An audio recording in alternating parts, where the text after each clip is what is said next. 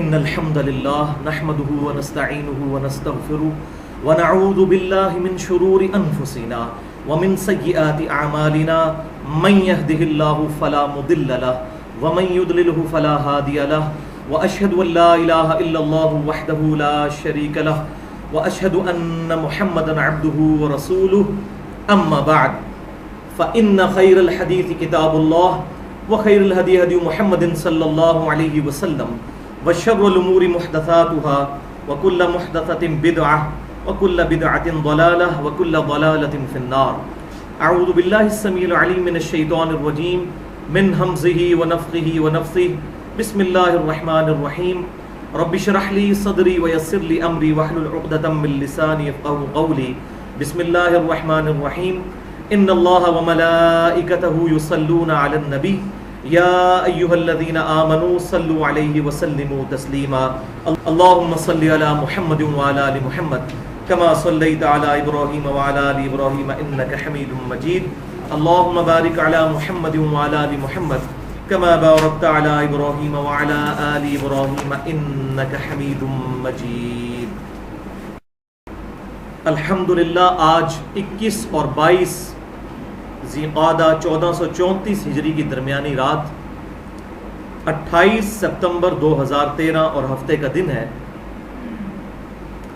ذوالحجہ 1434 ہجری کی آمد ہے.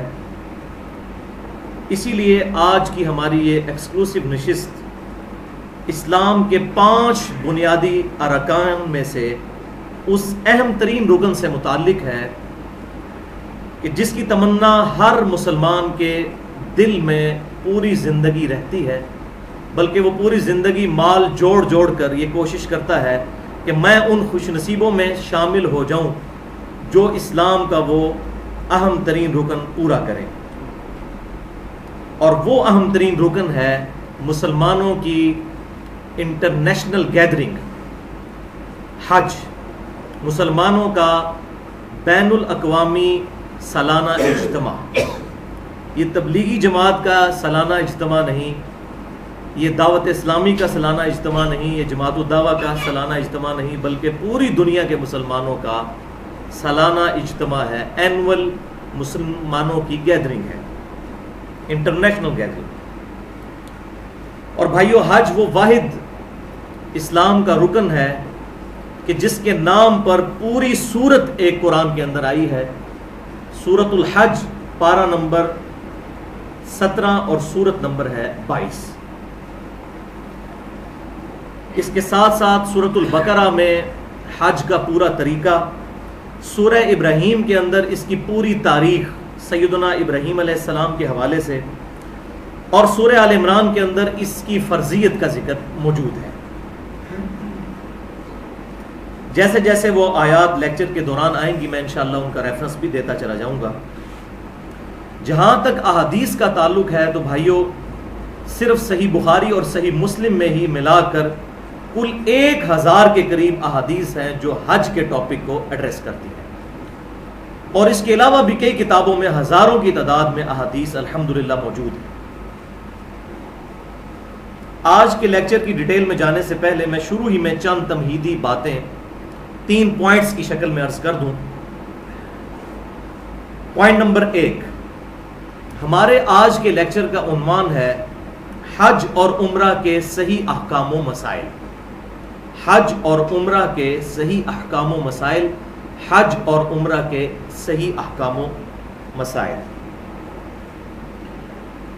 یہ لیکچر انشاءاللہ تعالی 2 نشستوں میں ہم مکمل کریں گے، اور اس لیکچر کے 3 حصے ہوں گے. پورشن نمبر 1 میں قرآن و سنت کی روشنی میں حج اور عمرے کی جو اہمیت اور فضیلت آئی ہے اس کو ڈسکس کریں گے، تاکہ ہمارے دل میں اس عبادت کو کرنے کا شوق پیدا ہو. صرف روٹین کے طور پر اپنے نام کے ساتھ حاجی لگوانے کے چکر میں وہاں نہ چلے جائیں، بلکہ وہ سوز و گداز بھی انسان کو نصیب ہو. پورشن نمبر 2 میں قرآن و سنت کی روشنی میں عمرے کا مکمل طریقہ اور اس سے ریلیٹڈ جتنی اصطلاحات ہیں، جو فقی اصطلاحات ہیں، ٹرمنالوجیز ہیں اور اس کے فقی مسائل ہیں، ان کو انشاءاللہ ہم ڈسکس کریں گے.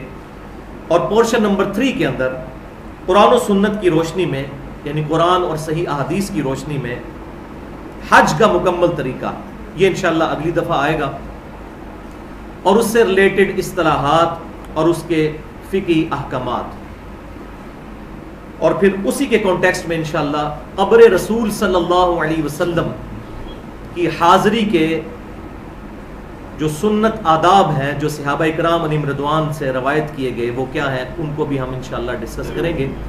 اگرچہ روزہ شریف کی حاضری حج کا حصہ نہیں، لیکن کسی انسان کی یہ بہت بڑی بدقسمتی ہے کہ وہ اتنی دور سفر کر کے جائے اور روزہ رسول صلی اللہ علیہ وسلم پر حاضری کی سعادت اس کو نصیب نہ ہو، مسجد نبوی کے اندر نماز پڑھنا اس کو نصیب نہ ہو۔ یہ بدبختی کے سوا کچھ نہیں ہو سکتا۔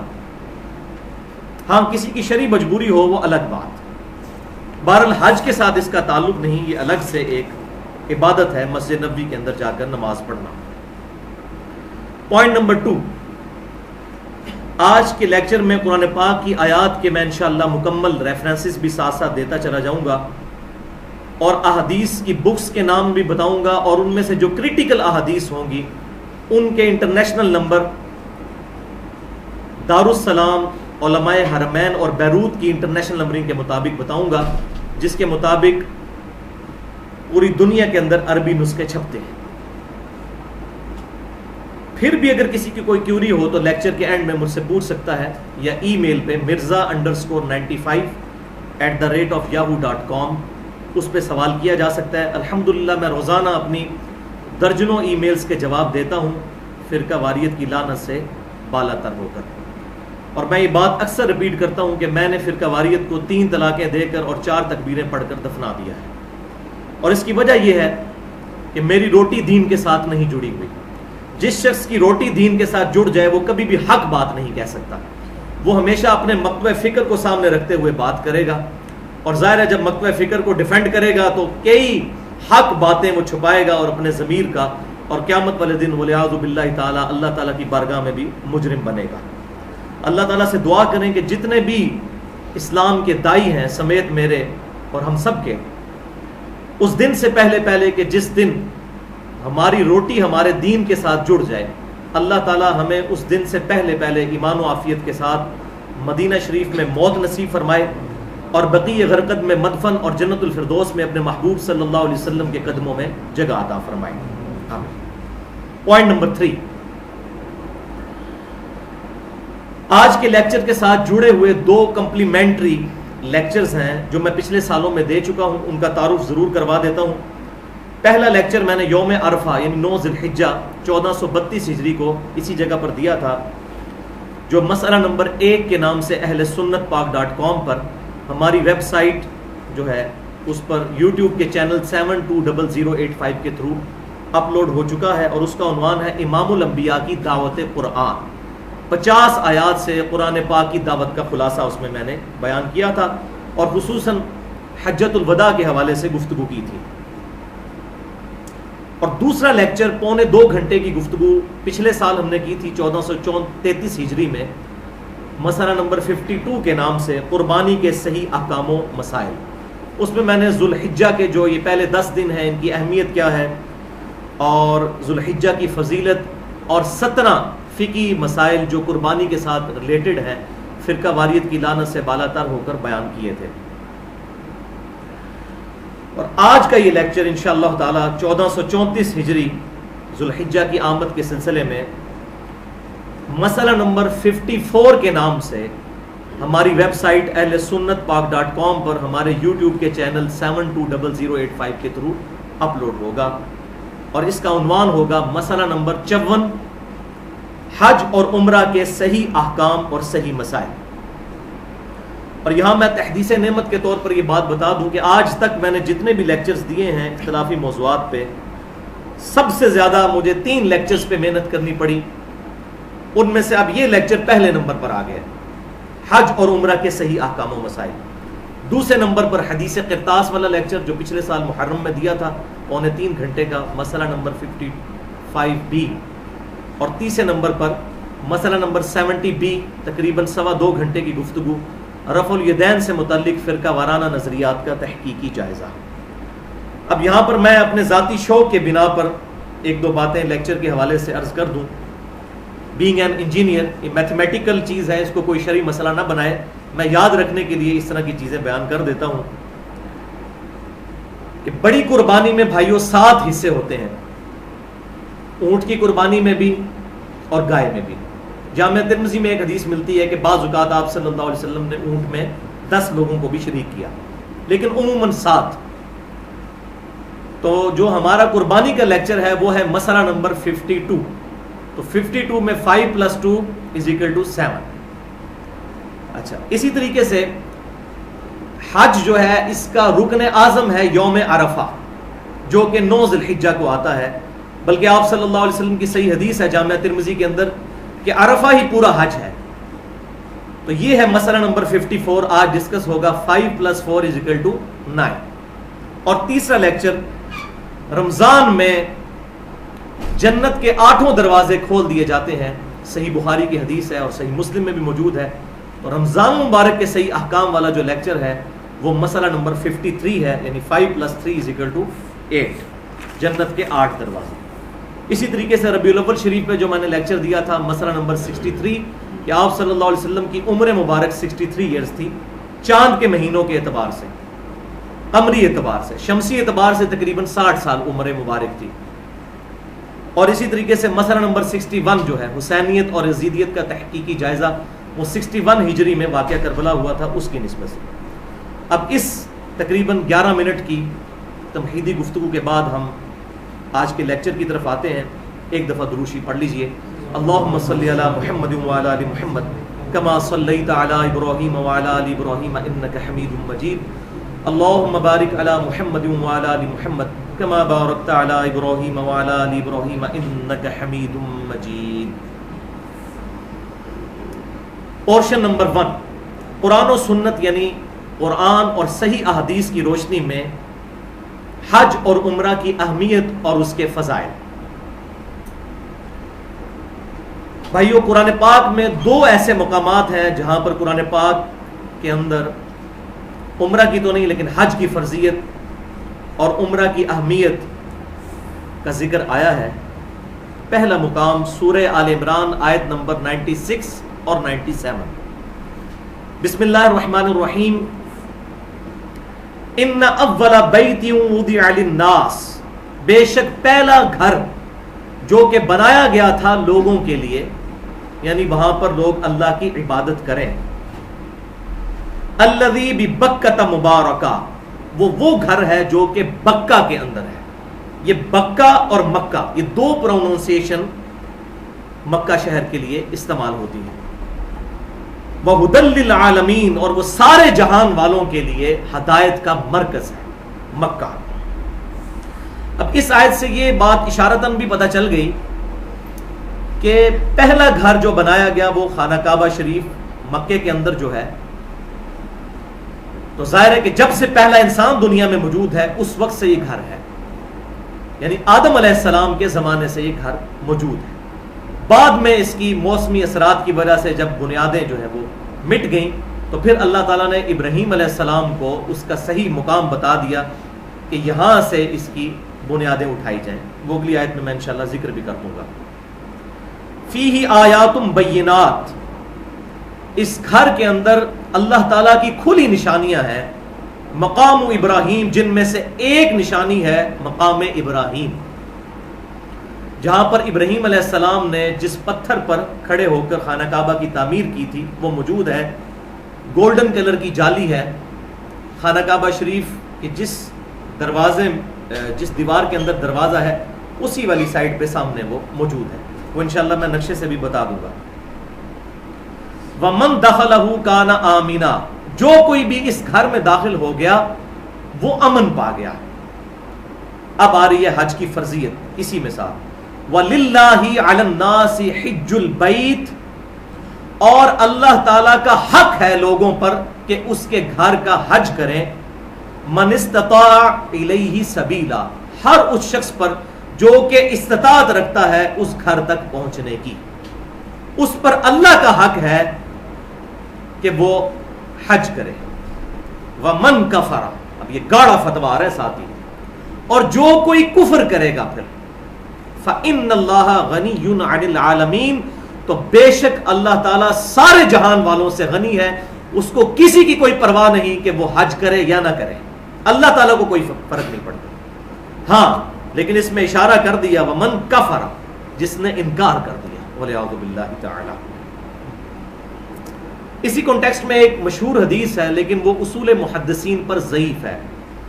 جامعہ ترمذی میں انٹرنیشنل نمبرنگ کے مطابق 812 نمبر حدیث ہے، اور خود امام ترمذی نے اس حدیث کو نقل کر کے کہا کہ یہ حدیث ضعیف ہے۔ حدیث کے الفاظ یہ ہے کہ جو شخص استطاعت کے باوجود حج نہ کرے تو اس سے کوئی فرق ہی نہیں پڑتا، چاہے وہ یہودی ہو کر مرے چاہے وہ نصرانی ہو کر۔ لیکن یہ روایت ضعیف ہے، اس سے زیادہ سخت تو یہ آیت ہے جو میں نے پڑھ دی، وَمَنْ كَفَرَ فَإِنَّ اللَّهَ غَنِيٌّ عَنِ الْعَالَمِينَ، تو جو کوئی کفر کرے گا تو اللہ تعالیٰ بے پرواہ ہے سارے جہان والوں سے۔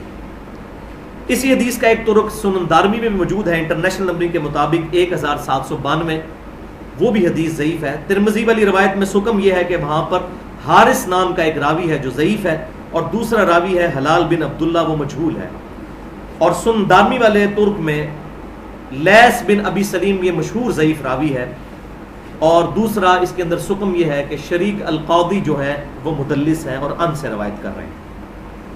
دوسرا مقام قرآن پاک میں وہ ہے سورۃ الحج کی آیت نمبر 26 اور 27۔ بسم اللہ الرحمن الرحیم، وَإِذْ بَوَّأْنَا لِإِبْرَاهِيمَ، اور جب ہم نے مقرر کر دی ابراہیم علیہ السلام کے لیے مکان البیت، اس خانہ کعبہ کی بنیادیں، جو کہ آدم علیہ السلام نے بنایا اور بعد میں پھر وہ اس کی بنیادیں مٹ چکی تھیں موسمی اثرات کی وجہ سے، اور ساتھ ہی حکم دیا اللہ تشرک بی شیئا، کہ یہ سب کچھ اس لیے ہو رہا ہے کہ اللہ کے ساتھ کسی کو شریک نہیں ٹھہرانا۔ شرک is the most sensitive issue in the sight of اللہ، اللہ کے حضور سب سے زیادہ حساس معاملہ ہے شرک کا۔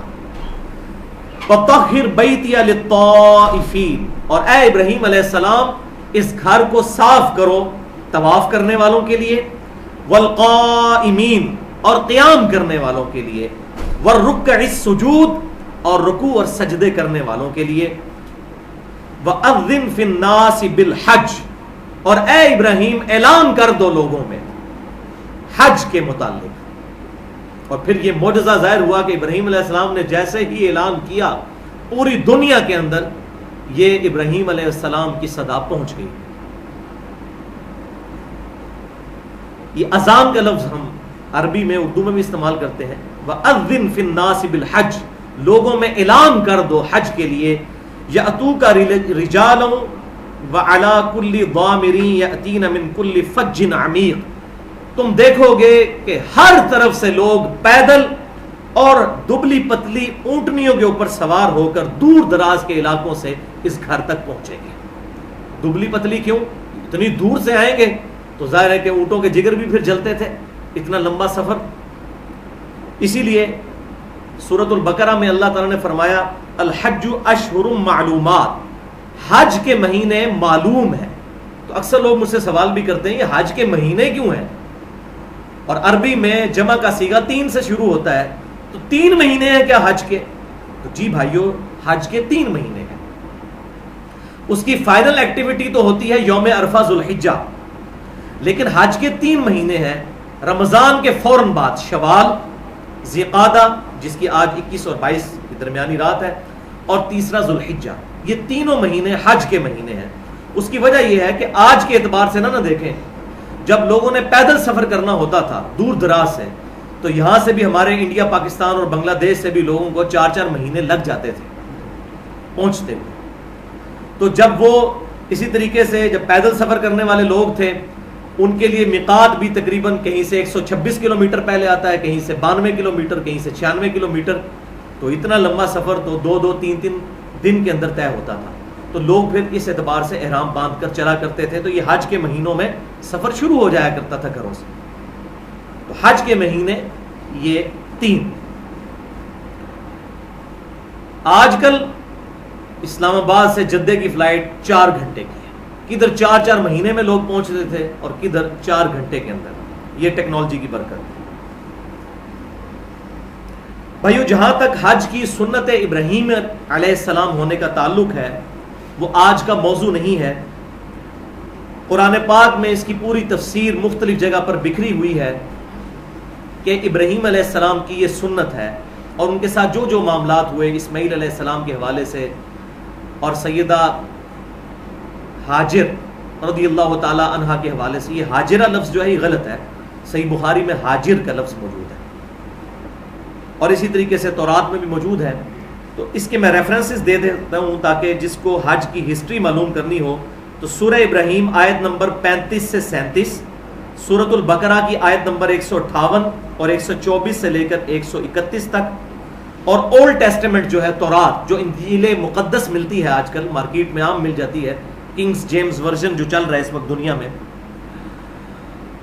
اس میں جو پہلا چیپٹر ہے پیدائش کا، اس میں جو باب نمبر 15 اور اس سے آنورڈ پورا حج کی ڈیٹیل موجود ہے۔ اور یہ حیران کن بات ہے کہ ہم مسلمانوں کے پاس کوئی حدیث اور نہ ہی قرآن میں کوئی آیت موجود ہے جو ڈائریکٹلی یہ بتاتی ہو کہ آب زمزم کیسے نکلا تھا۔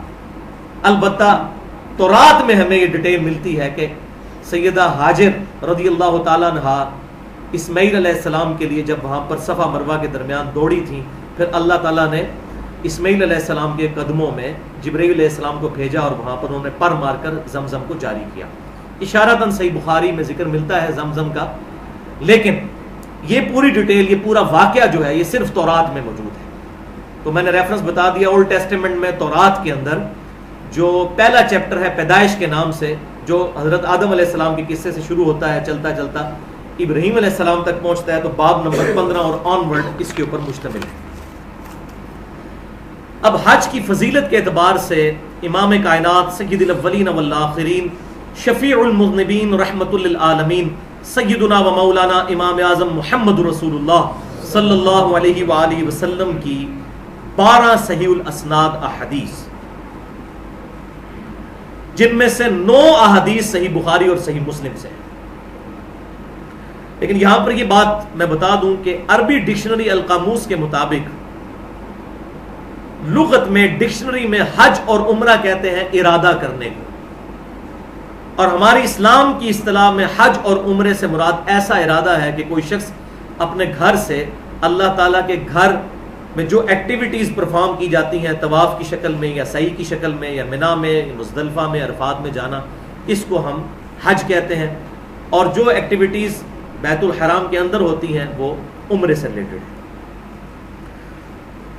پہلی حدیث صحیح بخاری اور صحیح مسلم کی متفق علیہ حدیث ہے کہ آپ صلی اللہ علیہ وسلم نے ارشاد فرمایا، اسلام کی بنیاد 5 چیزوں پر ہے۔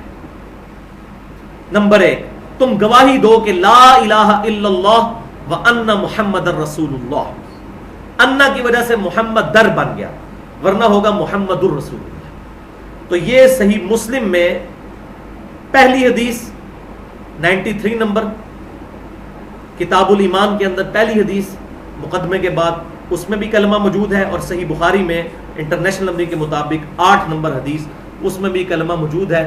لہٰذا یہ جو پبلک کے اندر مشہور ہے کہ جی کلمہ ہے ہی کوئی نہیں قرآن حدیث کے اندر کہیں لکھا ہوا، تو موجود ہے، بخاری اور مسلم دونوں کے اندر موجود ہے۔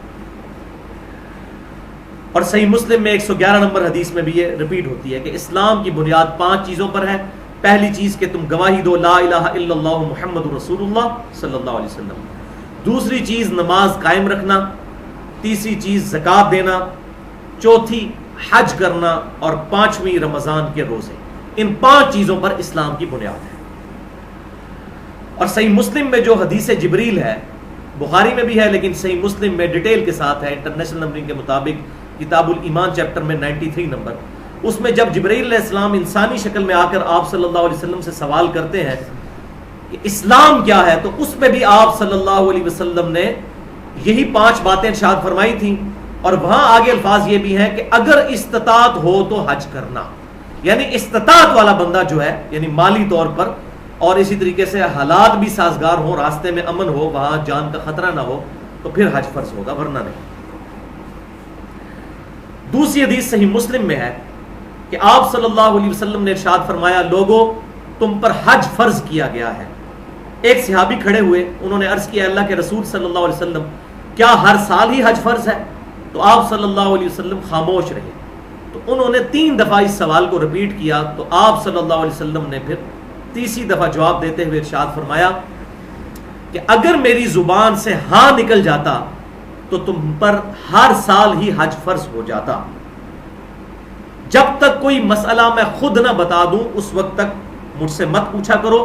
تم سے اگلے لوگ اسی لیے ہلاک ہوئے کہ وہ اپنے انبیاء کرام علیہ السلام کے ساتھ اختلاف کیا کرتے تھے, یعنی بال کی کھال نہ اتارو, اور جب میں کسی بات کا حکم دوں اس کے مطابق عمل کرو اور جس سے منع کروں اس سے رک جاؤ.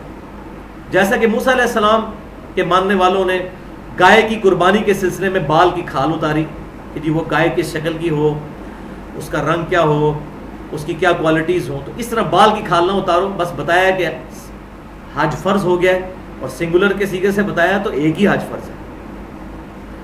اسی مضمون کو قرآن پاک میں بھی سورۃ المائدہ کی آیت نمبر 101 میں ذکر کیا گیا ہے کہ کثرت سوال نہ پیغمبروں سے کیے جائیں, کیونکہ جب قرآن نازل ہو رہا تھا اس دوران اگر سوال کوئی کیا جائے گا تو ایسی باتیں بھی تمہیں پھر بتائی جائیں گی کہ جو تمہیں ناگوار گزریں گی.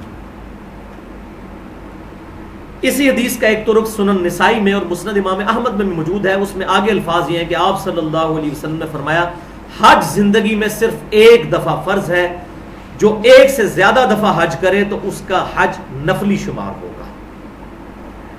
تیسری حدیث بھی صحیح بخاری اور صحیح مسلم کی متفق علیہ حدیث ہے. پوچھا گیا یا رسول اللہ صلی اللہ علیہ وسلم بتائیے کہ سب سے افضل عمل کون سا ہے؟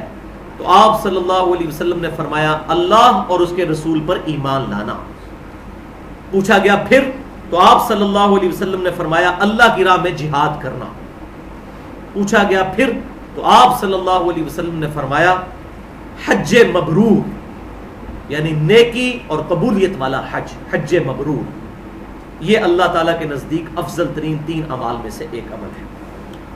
چوتھی حدیث بھی صحیح بخاری اور صحیح مسلم کی متفق علیہ حدیث ہے کہ آپ صلی اللہ علیہ وسلم نے ارشاد فرمایا حج مبرور کا بدلہ جنت کے سوا کچھ نہیں ہے. اللہ اکبر کبیرہ والحمد للہ کثیرا وسبحان اللہ بکرۃ واصیلا. اب اگلی حدیث میں حج مبرور کی ڈیفینیشن کیا ہے؟ 5ویں حدیث صحیح بخاری اور صحیح مسلم کی, یہ بھی متفق علیہ حدیث ہے کہ آپ صلی اللہ علیہ وسلم نے فرمایا جو شخص اللہ کی رضا کے لیے حج کرے اور حج کے دوران کوئی بے حیائی کا کام نہ کرے اور نہ کوئی گناہ کا کام, تو وہ حج کرنے کے بعد اس طرح واپس لوٹے گا گویا کہ آج ہی اپنی ماں کے پیٹ سے پیدا ہوا. اللہ, لیکن 2 شرطیں لگا دی ہیں, بے حیائی کا کام کوئی نہیں کرنا اور گناہ کا کام نہیں کرنا. اور واقعہ یہ ہے کہ ان دونوں چیزوں سے بچنا اتنی بڑی گیدرنگ میں بڑا مشکل کام ہے, خصوصاً بے حیائی کے حوالے سے. جس کو نگاہوں کی حفاظت کی عادت یہاں نہیں پڑی ہوئی تو جڑے اتنے پیڑے وہ لاہور بھی پیڑے, تو وہاں بھی وہ اپنی نگاہ کی حفاظت نہیں کر سکے گا, کیونکہ حج کے دوران تو عورتوں کو چہرے پر کوئی کپڑا ڈالنے کی اجازت نہیں, چہرہ تو کھلا رکھنا ہے, بہت بڑی آزمائش ہے. اس مسئلے کو بھی میں انشاءاللہ ایڈریس کر دوں گا. بعض لوگوں نے اس مسئلے میں اپنی طرف سے شریعت سازی کی ہے کہ آگے وہ گھونگھٹ کر لیں اور یہ کر لیں, وہ بالکل مردود روایت ہے جس سے سہارا لیا ہے. کوئی ایسی اسلام کے اندر روایت نہیں. صحیح بخاری میں واضح موجود ہے کہ آپ صلی اللہ علیہ وسلم نے حکم دیا ہے کہ عورتیں بھی اپنے چہرے کھلا رکھیں گی, وہ میں انشاءاللہ بتا دیتا ہوں.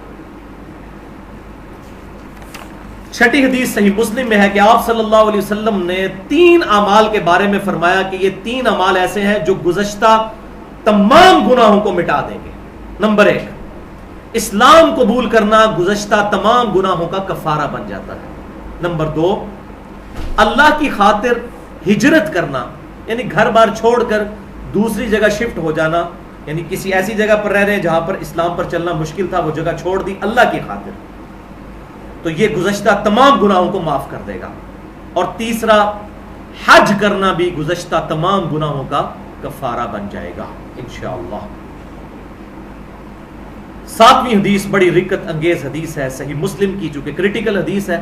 میں اس کا انٹرنیشنل نمبر بھی بتا دیتا ہوں, 3288 نمبر حدیث ہے صحیح مسلم میں کتاب الحج چیپٹر کے اندر, کہ آپ صلی اللہ علیہ وسلم نے فرمایا اللہ تعالیٰ باقی دنوں کے مقابلے میں سب سے زیادہ پورے سال میں جس دن لوگوں کو دوزخ سے رہائی عطا فرماتا ہے وہ یوم عرفہ 9 ذی الحجہ کا دن ہے.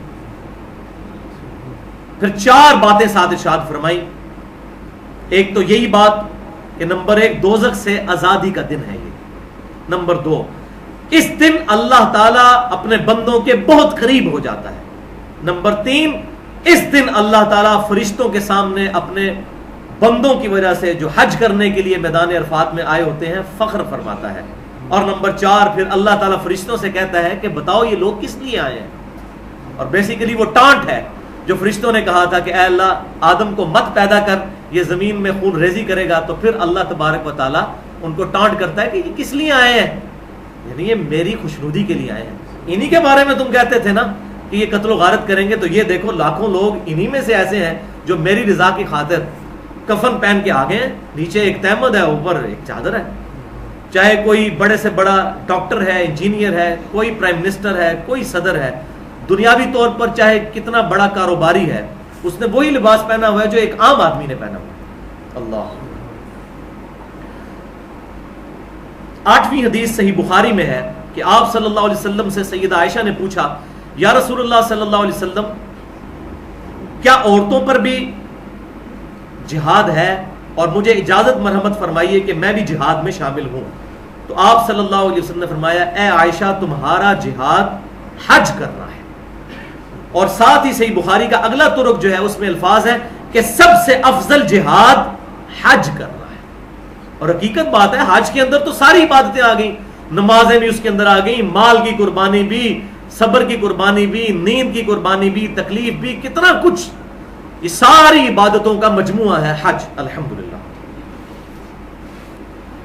اور اسی حدیث کا ایک طرق سنن ابن ماجہ میں بھی ہے جس میں سیدہ عائشہ نے جب یہ پوچھا کہ کیا عورتوں پر بھی جہاد فرض ہے، تو آپ صلی اللہ علیہ وسلم نے فرمایا کہ ہاں عورتوں پر جہاد ہے، لیکن اس میں قتال نہیں ہے، بلکہ عورتوں کا جہاد حج کرنا ہے یا عمرہ ادا کرنا ہے۔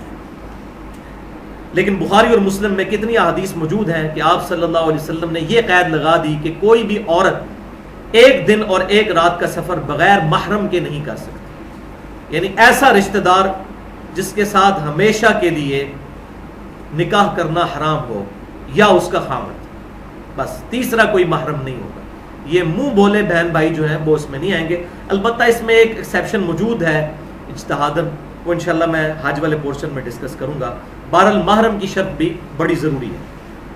9ویں حدیث سنن نسائی میں بھی موجود ہے اور المستدرک للحاکم میں بھی صحیح سند کے ساتھ ہے، امام ذہبی نے بھی موافقت کی ہے کہ 3 قسم کے لوگ ہیں جو اللہ کے تقرب کا قصد کرنے والے لوگ ہیں۔ کتنی بڑی خوش نصیبی ہے کہ واقعی وہ اللہ کے لیے نکلے ہیں۔ نمبر 1 مجاہد جہاد کرنے والا، نمبر 2 حاجی، اور نمبر 3 عمرہ کرنے والا۔ 10ویں حدیث بھی صحیح بخاری اور صحیح مسلم کی متفقن علیہ حدیث ہے کہ آپ صلی اللہ علیہ وسلم نے فرمایا کہ رمضان میں عمرہ کرنا حج کرنے کے برابر ہے، اور صحیح مسلم میں ایک طرق ہے جس میں وہ راوی کہتے ہیں کہ مجھے یاد نہیں لیکن مجھے شک پڑتا ہے کہ آپ صلی اللہ علیہ وسلم نے فرمایا تھا کہ رمضان میں عمرہ کرنا گویا میرے ساتھ حج کرنے کے مترادف ہے۔ تو وہ مسلم میں تو راوی کو شک ہے، لیکن اس کی پوری سند ہمیں سنن ابی داؤد میں انٹرنیشنل نمبرنگ کے مطابق 1990 نمبر حدیث موجود ہے جس میں یہ الفاظ موجود ہیں کہ جس نے رمضان میں عمرہ کیا گویا اس نے میرے ساتھ حج کیا الحمدللہ۔ یہی وجہ ہے کہ پھر جو ہمارے ماشاءاللہ مسلمان ہیں اور یہ جو ٹریول ایجنٹس ہیں وہ رمضان کے اندر تقریباً 1.5 گنا ریٹ کر دیتے ہیں۔ جیسے رمضان شریف آیا تو رمضان شریف میں کھانے پینے کی چیزیں بھی مہنگی ہو گئیں، بجائے رحمت کمانے کے زحمت کمانا شروع کر دی، اور عمرے کا ریٹ بھی وہ 1.5 گنا کر دیتے ہیں۔ 11ویں حدیث بھی صحیح بخاری اور صحیح مسلم کی متفق علیہ حدیث ہے کہ آپ صلی اللہ علیہ وسلم نے ارشاد فرمایا ایک عمرے سے دوسرا عمرہ ان دونوں عمروں کے درمیان کیے ہوئے تمام گناہوں کا کفارہ بن جاتا ہے۔ اللہ۔ اور 12ویں حدیث جامعہ ترمذی، سنن نسائی اور سنن ابن ماجہ میں موجود ہے کہ حج اور عمرے پے در پے کیا کرو کیونکہ یہ غربت کو دور کرتے ہیں، فقر کو دور کرتے ہیں، اور گناہوں کو اس طرح ختم کر دیتے ہیں جیسا کہ بھٹی سونا چاندی اور لوہے کا میل ختم کر دیتی ہے۔ لیکن یہاں پر ایک کڑوی بات بھی یاد رکھیے گا کہ ریشو پروپورشن بھی ہونی چاہیے۔ یہ نہیں ہے کہ کوئی قریبی رشتہ دار ہے، اس کی بچی جو ہے وہ شادی کے لیے بوڑھی ہوتی جا رہی ہے اور آپ کے پاس رقم موجود ہے اور آپ عمرہ اور حج کرنے کے لیے پہنچ گئے نفلی، یہ ریشو پروپورشن نہیں ہونی چاہیے. اور رزق حلال ہونا چاہیے، کیونکہ رزق حلال از دا لٹمس ٹیسٹ آف ایمان. سودی کاروبار ہے، اسمگلنگ کا کاروبار ہے، اور ہر سال پہنچ جاتے ہیں حج عمرے کے لیے، تو ایسا نہ حج ہے نہ عمرہ. اس پہ میری ایکسکلوسیو گفتگو ہے 2.25 گھنٹے کی، مسئلہ نمبر 51 کے نام سے رزق حرام، فتنہ مال، دنیا پرستی کا انجام اور اس کا علاج. اس میں میں نے یہ ساری باتیں ایڈریس کی کہ رزق حلال از دا لٹمس ٹیسٹ آف ایمان. اور یہاں پر ایک اور کریٹیکل مسئلہ بھی کہ یہ جہاں پر بھی آیا کہ پچھلے سارے گناہ معاف ہو جاتے ہیں، ایک عمرے سے دوسرا عمرہ درمیان کے تمام گناہوں کا کفارہ بن جاتا ہے، تو یہ صرف عمرے کا مسئلہ نہیں ہے. ٹینشن لینے کی ضرورت نہیں ہے کسی کے پاس اب پیسے نہیں ہیں تو وہ کیسے گناہ معاف کروائے. یہ عمرے کا مسئلہ نہیں ہے خالی، بلکہ صحیح مسلم میں کریٹیکل حدیث ہے، کتاب الطہارہ چیپٹر میں انٹرنیشنل نمبر کے مطابق 550 نمبر حدیث کہ آپ صلی اللہ علیہ وسلم نے فرمایا اگر کبیرہ گناہوں سے بچا جائے، یہ شرط ہے، اگر کبیرہ گناہوں سے، بڑے بڑے گناہوں سے بچا جائے تو 5 نمازیں، ایک نماز سے دوسری نماز تک، ایک جمعہ سے دوسرا جمعہ، اور ایک رمضان سے دوسرا رمضان، اس کے دوران کیے ہوئے تمام گناہوں کا کفارہ بن جائیں گے، لیکن اگر کبیرہ گناہ سے بچا جائے. اب ایک بندے نے جمعہ پڑھا اور پھر اگلا جمعہ پڑھا، اس دوران کوئی نماز نہیں پڑھی، تو ایک نماز چھوڑنا بھی کبیرہ گناہ ہے. تو اس کے لیے یہ نہیں کہ وہ جمعہ پڑھ لیا تو بیچ کے گناہ معاف ہو گئے، تو عمرے کے درمیان عمرہ کر لیا تو درمیان کے گناہ معاف ہو گئے. نہیں، کبیرہ گناہوں سے بچنا ہے، اور کبیرہ گناہ صرف توبہ سے معاف ہوتے ہیں، صرف نیک اعمال کرنے سے معاف نہیں ہوتے. توبہ کرنا ضروری ہے، اور توبہ کیا؟ پرانے گناہ پر شرمندگی اور آئندہ نہ کرنے کا پکا عہد دل میں لانا. اس کے حوالے سے میں نے ٹیکنیکل گفتگو کی ہے تقریباً 50 منٹ کی، مسئلہ نمبر 18 کے نام سے گناہ کبیرہ اور توبہ کا بیان. لہٰذا یہ فلسفی بھی بالکل کلیئر ہونی چاہیے کہ جو گناہ معاف ہوتے ہیں اس سے مراد ہے چھوٹے گناہ. چھوٹے گناہ بغیر توبہ کے خود بخود نیک اعمال کی وجہ سے معاف ہو جاتے ہیں، نماز پڑھنے کی وجہ سے، جمعہ پڑھنے کی وجہ سے، رمضان کے روزے رکھنے کی وجہ سے. لیکن بڑے گناہ نہیں معاف ہوں گے جب تک توبہ کر کے ان کو چھوڑا نہیں جائے گا. یہ بات ذہن میں رکھنی ہے. اب آتے ہیں لیکچر کے دوسرے حصے کی طرف، اور تیسرا حصہ انشاءاللہ ہم اگلے ہفتے کی نشست میں کور کریں گے. ایک دفعہ درود شریف پڑھ لیجئے. اللہم صلی علی محمد وعلی آل محمد کما صلیت علی ابراہیم وعلی آل ابراہیم انک حمید مجید. اللہم بارک علی محمد وعلی آل محمد کما بارکت علی ابراہیم وعلی آل ابراہیم انک حمید مجید. پورشن نمبر 2، قرآن و سنت کی روشنی میں یعنی صحیح احادیث سے عمرہ کا مکمل طریقہ، اور اس کی جتنی ٹرمنالوجیز ہیں وہ میں ساتھ ساتھ کلیئر کروں گا. بڑے اٹیکٹو ہو کر سننا ہے ورنہ باتیں سمجھ نہیں آئیں گی، اور کتابیں پڑھ کے تو ویسے ہی نہیں سمجھ آئیں گی کیونکہ مشکل ہو جاتا ہے سمجھنا. اور جو فقہی احکامات ہیں وہ انشاءاللہ میں ساتھ ساتھ بتاتا جاؤں گا، لیکن اس کی ڈیٹیل میں جانے سے پہلے کچھ تمہیدی باتیں اس سے ریلیٹڈ وہ ضروری ہیں کہ میں یہیں پر بیان کر دوں 4 علمی پوائنٹس کی شکل میں. علمی پوائنٹ نمبر 1 کہ بھائیو الحمدللہ عمرہ اور حج کی عبادت کے طریقے پر پوری امت کا اجماع ہے. 99.9% چیزوں پر پوری امت کا اجماع ہے. اہل سنت کہلوانے والے تینوں گروہ، بریلوی، دیوبندی اور سلفی یعنی اہل حدیث، یا اہل تشیع یا اہل سنت کے باقی جو جتنے بھی آف شوٹس ہیں، حنفی، مالکی، شافعی، حنبلی، سب کے سب حج کے طریقے کے اوپر متفق ہیں، اور عمرے کے طریقے پر بھی سوائے ایک آدھ چیز کے، وہ انشاءاللہ میں بتا دوں گا کہ اس میں حق بات کیا ہے. تو جو بات اجماع سے ثابت ہو جائے اس کے لیے کتاب و سنت سے پھر دلیل کی ضرورت نہیں رہتی. یہ ٹیکنیکل پوائنٹ سمجھ لیں. اس قرآن کی واحد اتھینٹسٹی اجماع امت ہے. امت کے عملی تواتر اور اجماع نے اس کو روایت کیا ہے، ہمارے سامنے ہی یہ نازل ہوا. اسی طریقے سے نمازیں 5 ہیں، اس پہ پوری امت کا اجماع ہے. اس کے لیے کسی دلیل کی ضرورت نہیں. ویسے الحمدللہ دلائل موجود ہیں کتاب و سنت کے اندر، لیکن دلیل وہاں آئے گی جہاں پر اختلاف شروع ہوگا. نمازوں کی رکعتیں کیا ہیں؟ فجر کے 2 فرض، ظہر کے 4، عصر کے 4، مغرب کے 3، عشاء کے 4. اس پہ اہل سنت کے تمام گروہ اور اہل تشیع کے تمام جتنے بھی گروہ ہیں سب کا اتفاق ہے. تو اجماع کی وجہ سے حج اور عمرے کے طریقے کو بیان کرنے میں بڑی آسانی ہو جاتی ہے. اجماع پہ میں نے ٹیکنیکل گفتگو کی ہے 40 منٹ کی. اجماع کی حجیت اور اس کی 17 مثالیں اہل سنت پاک .com پر مسئلہ نمبر 31 کے نام سے. علمی پوائنٹ نمبر 2، جہاں تک قرآن و سنت سے دلائل کا تعلق ہے تو الحمدللہ حج اور عمرے سے ریلیٹڈ ہر چیز موجود ہے، لیکن اگر ایک ایک چیز کے ساتھ میں مکمل ریفرنس دیتا جاؤں ایک ایک سٹیپ پہ تو کم از کم 10 گھنٹے چاہیے.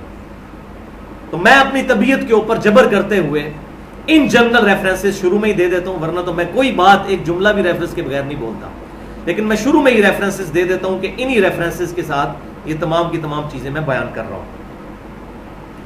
پھر بھی جہاں پر کوئی بہت کریٹیکل بات آئے گی تو میں اس کا حوالہ بھی دے دوں گا کہ یہ صحیح بخاری میں ہے یا صحیح مسلم میں ہے، اس کا نمبر بھی بتا دوں گا. تو یہ حوالے نوٹ کر لیجئے، خود بھی قرآن کھول کر پڑھیں گھر جا کر.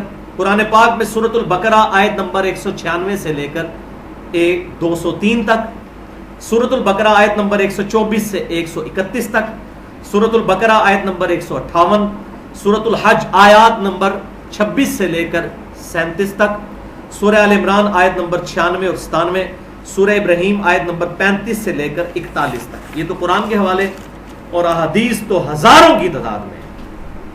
صرف صحیح بخاری اور صحیح مسلم کی ملا کر 1000 احادیث ہیں حج کے عنوان کے اوپر. صحیح بخاری میں انٹرنیشنل نمبرنگ کے حصے میں 1513 سے لے کر 1888 تک ٹوٹل 376 احادیث حج کے ٹاپک میں، اور صحیح مسلم میں انٹرنیشنل نمبرنگ کے مطابق 2791 سے لے کر 3397 تک 607 احادیث حج کے ٹاپک پہ ہیں. تو بخاری اور مسلم کی ملا کر 1000 احادیث حج کے ٹاپک پہ بنتی ہیں. اب وہ 1000 حدیثیں یہاں ڈسکس کی جائیں تو آپ خود ہی اندازہ لگا لیں کہ کتنا ٹائم لگے گا. لیکن ایک حدیث میں ضرور کہوں گا جو بخاری میں بھی ہے اور مسلم میں بھی، وہ آپ ضرور پڑھیں. اور صحیح مسلم میں تو بڑی ڈیٹیل کے ساتھ وہ حدیث ہے، کتاب الحج چیپٹر میں انٹرنیشنل نمبرنگ کے مطابق 2950 نمبر حدیث. اور میں یہ سمجھتا ہوں کہ آپ صلی اللہ علیہ وسلم کے حج کا 80% مسائل اس ایک حدیث میں موجود ہے جو 5-6 صفحات پر مشتمل ہے. اسی لیے مشکات المصابی میں بھی امام ولی الدین تبریزی رحمۃ اللہ علیہ اس حدیث کو رسول اللہ صلی اللہ علیہ وسلم کے حجۃ الوداع کے چیپٹر میں پہلی حدیث ہی لے کر آئے. صحیح مسلم کتاب الحج انٹرنیشنل نمبرنگ کے مطابق 2950 نمبر حدیث، اور مشکات میں اس کا نمبر ہے 2555. اور اس حدیث کے راوی ہیں امام جعفر الصادق رحمۃ اللہ علیہ، المتوفى 148 ہجری. وہ روایت کرتے ہیں اپنے والد امام باقر رحمۃ اللہ علیہ سے، اور امام باقر روایت کرتے ہیں سیدنا جابر بن عبداللہ رضی اللہ تعالیٰ عنہ سے. امام باقر کون ہے؟ یہ امام زین العابدین یعنی سیدنا علی ابن حسین کے بیٹے ہیں. اور علی ابن حسین کون ہے؟ سیدنا حسین کے بیٹے، اور سیدنا حسین سیدنا علی کے. تو یہ پوری چین جو ہے اہل بیت کی ہے. تو امام جعفر نے روایت کیا ہے صحیح مسلم میں اپنے والد امام باقر سے. امام باقر کہتے ہیں کہ میں ایک دن جابر بن عبداللہ کے پاس گیا، وہ بوڑھے ہو چکے تھے، کافی ان کی عمر تھی، اور نبی صلی اللہ علیہ وسلم کے بعد 63 سال تک تقریباً زندہ رہے ہیں، 74 ہجری میں فوت ہوئے. تو وہ نابینا ہو چکے تھے. انہوں نے پوچھا کہ بیٹا تم کون ہو؟ تو میں نے اپنا تعارف کروایا کہ میں محمد بن علی بن حسین بن علی ہوں، یعنی سیدنا حسین کا پوتا. تو جابر بن عبداللہ رضی اللہ تعالیٰ عنہ بڑے خوش ہوئے، اور انہوں نے ان کے بٹن کھولے سامنے سینے کے، اور اپنا ہاتھ ان کے سینے پر پھیرا کہ تو میرے نبی کا بچہ ہے، بیٹا تو جو پوچھے گا میں تجھے نبی صلی اللہ علیہ وسلم کے بارے میں بتاؤں گا. اتنا احترام کیا انہوں نے نبی صلی اللہ علیہ وسلم کی نسبت کی وجہ سے. تو پھر امام باقر رحمۃ اللہ علیہ نے ان سے پوچھا کہ بتائیے کہ آپ نے رسول اللہ صلی اللہ علیہ وسلم کے ساتھ حج کیا ہے، تو حج آپ صلی اللہ علیہ وسلم نے کیسے کیا؟ پھر وہ شروع ہوئے ہیں اور ٹینیس ڈیٹیل تک ایک ایک بات بیان کی ہے. اور یہ بھی حیران کن بات ہے کہ 50% سے زیادہ احادیث حج کے چیپٹر میں جابر بن عبداللہ سے ملتی ہیں. سب سے بڑے راوی نبی صلی اللہ علیہ وسلم کے حج کے سیدنا جابر ابن عبداللہ رضی اللہ تعالیٰ عنہ. اور اسی حدیث میں پھر وہ بیان کرتے ہیں کہ آپ صلی اللہ علیہ وسلم نے حجۃ الوداع کے موقع پر وصیت کرتے ہیں ہمیں ارشاد فرمایا تھا، اے لوگو میں اپنے بعد تم میں وہ چیز چھوڑ کر جا رہا ہوں کہ جسے مضبوطی سے پکڑ لوگے تو کبھی گمراہ نہیں ہوگے، اور وہ اللہ کی کتاب ہے. صحیح مسلم میں صرف اللہ کی کتاب کا ذکر موجود ہے، اور سنت کو ماننا اسی میں داخل ہے. من یطع الرسول فقد اطاع اللہ. پھر اسی حدیث میں آگے آتا ہے کہ سیدنا علی رضی اللہ تعالیٰ عنہ یمن سے 100 اونٹ لے کر آئے، جن میں سے 63 اونٹ نبی صلی اللہ علیہ وسلم نے اپنے مبارک ہاتھوں سے ذبح کیے، اور باقی 37 جو اونٹ ہیں وہ سیدنا علی کی ڈیوٹی لگائی تو انہوں نے پھر ان کو قربان کیا. یعنی 63 آپ صلی اللہ علیہ وسلم کی عمر مبارک بھی 63 سال ہو چکی تھی تو آپ نے 63 اونٹ قربان کیے اپنی طرف سے. اور پھر جابر بن عبداللہ اس حدیث کا اینڈ کرتے ہیں اس بات پہ کہ پھر جب 100 کے 100 اونٹ قربان ہو گئے تو نبی صلی اللہ علیہ وسلم نے حکم دیا کہ ہر اونٹ میں سے ایک بوٹی لے کر ایک دیگ بنائی جائے 100 بوٹیوں کی. اور جب وہ دیگ پک کر تیار ہو گئی تو جابر بن عبداللہ کہتے ہیں کہ پھر ان دونوں نے بیٹھ کر اس کو کھایا. یعنی نبی صلی اللہ علیہ وسلم نے اور مولا علی رضی اللہ تعالیٰ عنہ نے، مولا کا مطلب دلی محبوب، جو کہ صحیح حدیث ہے جامعہ ترمذی میں حدیث متواترہ، من کنت مولاہ فہذا علی مولا، جو مجھ سے دلی محبت رکھتا ہے پھر اس کا دلی محبوب سیدنا علی ہونے چاہیے. الحمدللہ. تو یہ حدیث ضرور پڑھیں، کتاب الحج 2950 صحیح مسلم کے اندر. علمی پوائنٹ نمبر 3، دارالسلام پبلیکیشن نے ایک کتاب چھاپی ہے. میں نے ابھی تک مارکیٹ میں جتنی کتابیں دیکھی ہیں حج کے اور عمرے کے ٹاپک پہ، ان میں سب سے بیسٹ کتاب یہ ہے. 224 صفحات کے اوپر پاکٹ سائز کتاب ہے، اور یہ سفر حج اور عمرے میں بھی اپنے ساتھ رکھیں تاکہ بار بار کوئی چیز دیکھنی ہے، کوئی دعا پڑھنے کے لیے، کوئی اذکار وغیرہ اور طریقہ، وہ ہم اس سے کنسلٹ کر سکتے ہیں. یہ خرید لیں دارالسلام پبلیکیشن کی. اس کے علاوہ ہماری ویب سائٹ اہلسنتپاک.com پر سنت طریقہ اور اذکار والا جو آئیکن ہے اس کے اندر ایک 10 MB کی فائل رکھی ہوئی ہے، حج اور عمرہ کا مکمل طریقہ. وہ تقریباً 40 صفحوں پر مشتمل ہے، کلرڈ ہے وہ تصاویر کے ساتھ کہ کون سا رکن کیسے ادا کرنا ہے، اور ان جگہوں کی تصاویر بھی اس میں موجود ہیں. وہ آپ ڈاؤن لوڈ کر کے اس سے بھی حج کے طریقے کو سمجھ سکتے ہیں آسانی کے ساتھ. علمی پوائنٹ نمبر 4، بھائیو دنیا کے 99% مسلمان جو ہیں وہ حج تمتع کرتے ہیں، اور یہ بھی میں نے احتیاطاً کہا 99.9% حج تمتع، یعنی ایک ہی سفر میں حج اور عمرے کو جمع کرتے ہیں.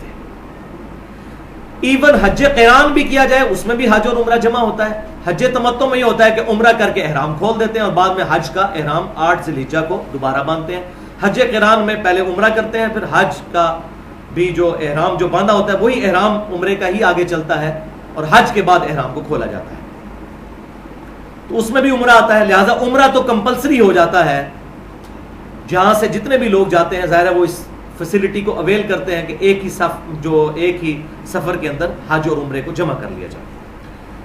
اور الحمدللہ میری بھی 3 دفعہ حاضری ہو چکی ہے حرم شریف میں. رمضان مبارک 2002 کے اندر، اس کے بعد 2005 میں اپنی وائف کے ساتھ عمرے کے لیے دوبارہ، اور پھر حج الحمدللہ 2007 میں، جبکہ 18 دسمبر 2007 کو یوم عرفہ 1428 ہجری 18 دسمبر کو آئی تھی، منگل والے دن. لہٰذا پریکٹیکلی مجھے ان تمام جگہوں کا آئیڈیا ہے. میں انشاءاللہ کوشش کروں گا کہ بہتر طریقے سے ان چیزوں کو آپ تک کنوے کر سکوں. اب آ جائیے اہم ترین موضوع جو ہے حج اور عمرے کا پریکٹیکل. تو بھائیو حج یا عمرہ پر جانے سے پہلے سب سے ضروری کام ہے سچی توبہ کرنا اللہ کے حضور. اور اس میں 3 باتوں کا خیال رکھیں. نمبر 1، حقداروں کو ان کا حق دیں. کسی رشتہ دار کا حق غصب کیا ہوا ہے، کسی بہن کی جائیداد دبائی ہوئی ہے، یتیم بچوں کا مال ہڑپ کیا ہوا ہے، ان کا حق ان کو دیں، ورنہ یہ چیزیں معاف نہیں ہونے کی. اور سب سے بڑا حق اللہ کا ہے کہ شرک سے توبہ کریں. اور رسول اللہ صلی اللہ علیہ وسلم کے حق کا تقاضا ہے عقیدہ ختم نبوت درست کریں اور آپ صلی اللہ علیہ وسلم کو اپنا امام مانیں. اور باقی جتنے لوگ ہیں ان کا احترام اپنی جگہ، لیکن امامت آپ صلی اللہ علیہ وسلم کے ساتھ اپنی خاص کریں، انہی کی پیروی کریں، اسی میں ہماری نجات ہے. نمبر 2، ہر گناہ کو ترک کرنے کا پکا عہد کریں اور پرانے گناہوں پر شرمندہ ہوں اور آئندہ نہ کرنے کے لیے اللہ تبارک و تعالیٰ کے حضور توبہ کریں. اور خصوصاً اس میں سب سے بڑا گناہ حرام خوری کا، کیونکہ رزق حلال از دا لٹمس ٹیسٹ آف ایمان. اس کے ساتھ ساتھ نماز چھوڑنے کا گناہ اور جتنے گناہ ہم سمجھتے ہیں کوئی بھی ایسا مسلمان نہیں جسے نہ پتا ہو کہ بڑے بڑے گناہ کون سے ہیں، ان سے توبہ کی جائے۔ اور تیسری چیز، اللہ کے حضور دعا کریں کہ اے اللہ مجھے آنے والی زندگی میں بھی استقامت نیکیوں پر عطا فرما۔ اصل چیز تو یہ ہے بھائیو، دین پہ چلنا کوئی ایک دن کی گیم تو ہے نہیں ہے کہ 2 منٹ کے لیے، یا جس طرح کرسچن جو ہیں وہ اتوار کے اتوار چلے جاتے ہیں پھر بات ختم۔ یہاں تو روزانہ پولیس رات سے گزرنا پڑتا ہے۔ فجر کی نماز کے لیے اٹھنا گرمیوں میں کوئی آسان کام ہے؟ بڑا مشکل کام ہے۔ رمضان کے گرمیوں کے روزے رکھنا کوئی آسان کام ہے؟ اپنی نگاہوں کی حفاظت کرنا کوئی آسان کام ہے؟ رزق حلال اور حرام میں تمیز کرنا کوئی آسان کام ہے؟ تو ایک دن کی تو گیم نہیں ہے بھائیو۔ اسی لیے لوگوں کو جوش چڑھتا ہے، وہ داڑیاں بھی رکھ لیتے ہیں، پگڑیاں بھی باندھ لیتے ہیں، شلوار بھی ٹخنوں سے اوپر، نمازیں بھی شروع کر دیتے ہیں، لیکن کوئی 2 مہینے چلتا ہے، کوئی 3 مہینے، کوئی سال، کوئی 2 سال، پھر فوراً ٹھنڈے ٹھوس۔ کیونکہ ایک دن کی تو گیم نہیں ہے، یہ تو ایسی دوڑ ہے جو مرتے دم تک چلنی ہے۔ اتنی جلدی تو جان چھوٹنے والی نہیں ہے۔ 1-2 دن کی گیم ہوتی تو بڑی آسانی سے ہو جاتی۔ لہٰذا اللہ کے حضور دعا کریں، لیکن یہ دعا اسی وقت کارگر ہے جب آپ کی اپنی نیت بھی ہے۔ میری اندر سے نیت نہیں ہے نیکی پر چلنے کی، اور میں لاکھ دعا کرتا رہوں یا اللہ مجھے نیک بنا دے، تو نیک کبھی نہیں بنے گے۔ اور یہ میں اپنی طرف سے بات نہیں کر رہا، یہ قرآن کا فتویٰ ہے۔ سورۃ العنکبوت کی آخری آیت ہے، بسم اللہ الرحمن الرحیم، والذین جاہدوا فینا لنہدینہم سبلنا۔ جو لوگ ہماری راہ میں کوشش کریں گے ان کے لیے ہم اپنی راہیں کھولیں گے۔ وَإِنَّ اللَّهَ لَمَعَ الْمُحْسِنِينَ، اور بے شک اللہ تعالی نیکوکاروں کے ساتھ ہے جو خود نیکی کمانا چاہے۔ اس کائنات کی سب سے ایلیٹ چیز ہے ایمان۔ یہ فٹ پاتھ پہ نہیں ملے گا آپ کو، یہ ایلیٹ ترین چیز ہے، اس کے لیے ایفرٹ پٹ کرنی پڑے گی۔ اسی لیے آپ دیکھ لیں لوگ نیکی پہ چلتے ہیں، بڑا جوش چڑھتا ہے جوانی کے دنوں میں، پھر اچانک کوئی حالات بن جاتے ہیں، کسی کے ساتھ فائنینشیل کوئی پرابلم شروع ہو جاتے ہیں، کسی کے ساتھ تعلیم کے مسئلے شروع ہو جاتے ہیں، کسی کے اور مسئلے شروع ہو جاتے ہیں، آہستہ آہستہ کرتے کرتے جناب وہ داڑھی بھی گئی اور نمازیں بھی گئیں، سب کچھ چھوٹ جاتا ہے۔ اتنا آسان کام نہیں بھائیو، یہ بہت مشکل کام ہے۔ اب حج اور عمرے سے ریلیٹڈ جنت کے 8 دروازوں کی نسبت سے 8 چیزیں جن کا خیال رکھنا ضروری ہے سفر پر جانے کے لیے۔ نمبر 1، مردوں کے لیے احرام کی 2 چادریں انسلی، ایک تہمت بنانے کے لیے، ایک اوپر لینے کے لیے، اور پریفریبل ہے کہ یہ سفید ہو، کیونکہ صحیح حدیث ہے جامعہ ترمذی میں انٹرنیشنل نمبر کے مطابق 2810، اور یہ نسائی اور سنن ابن ماجہ میں بھی موجود ہے کہ سفید لباس پہنا کرو، یہ پاکیزہ اور طیب ہوتا ہے، اور اپنے مردوں کو بھی سفید لباس میں دفنایا کرو۔ اس پہ تو ہم سب عمل کرتے ہیں کہ مردوں کو سفید لباس میں ہی دفنایا جاتا ہے، تو یہ پریفریبل ہے سفید لباس۔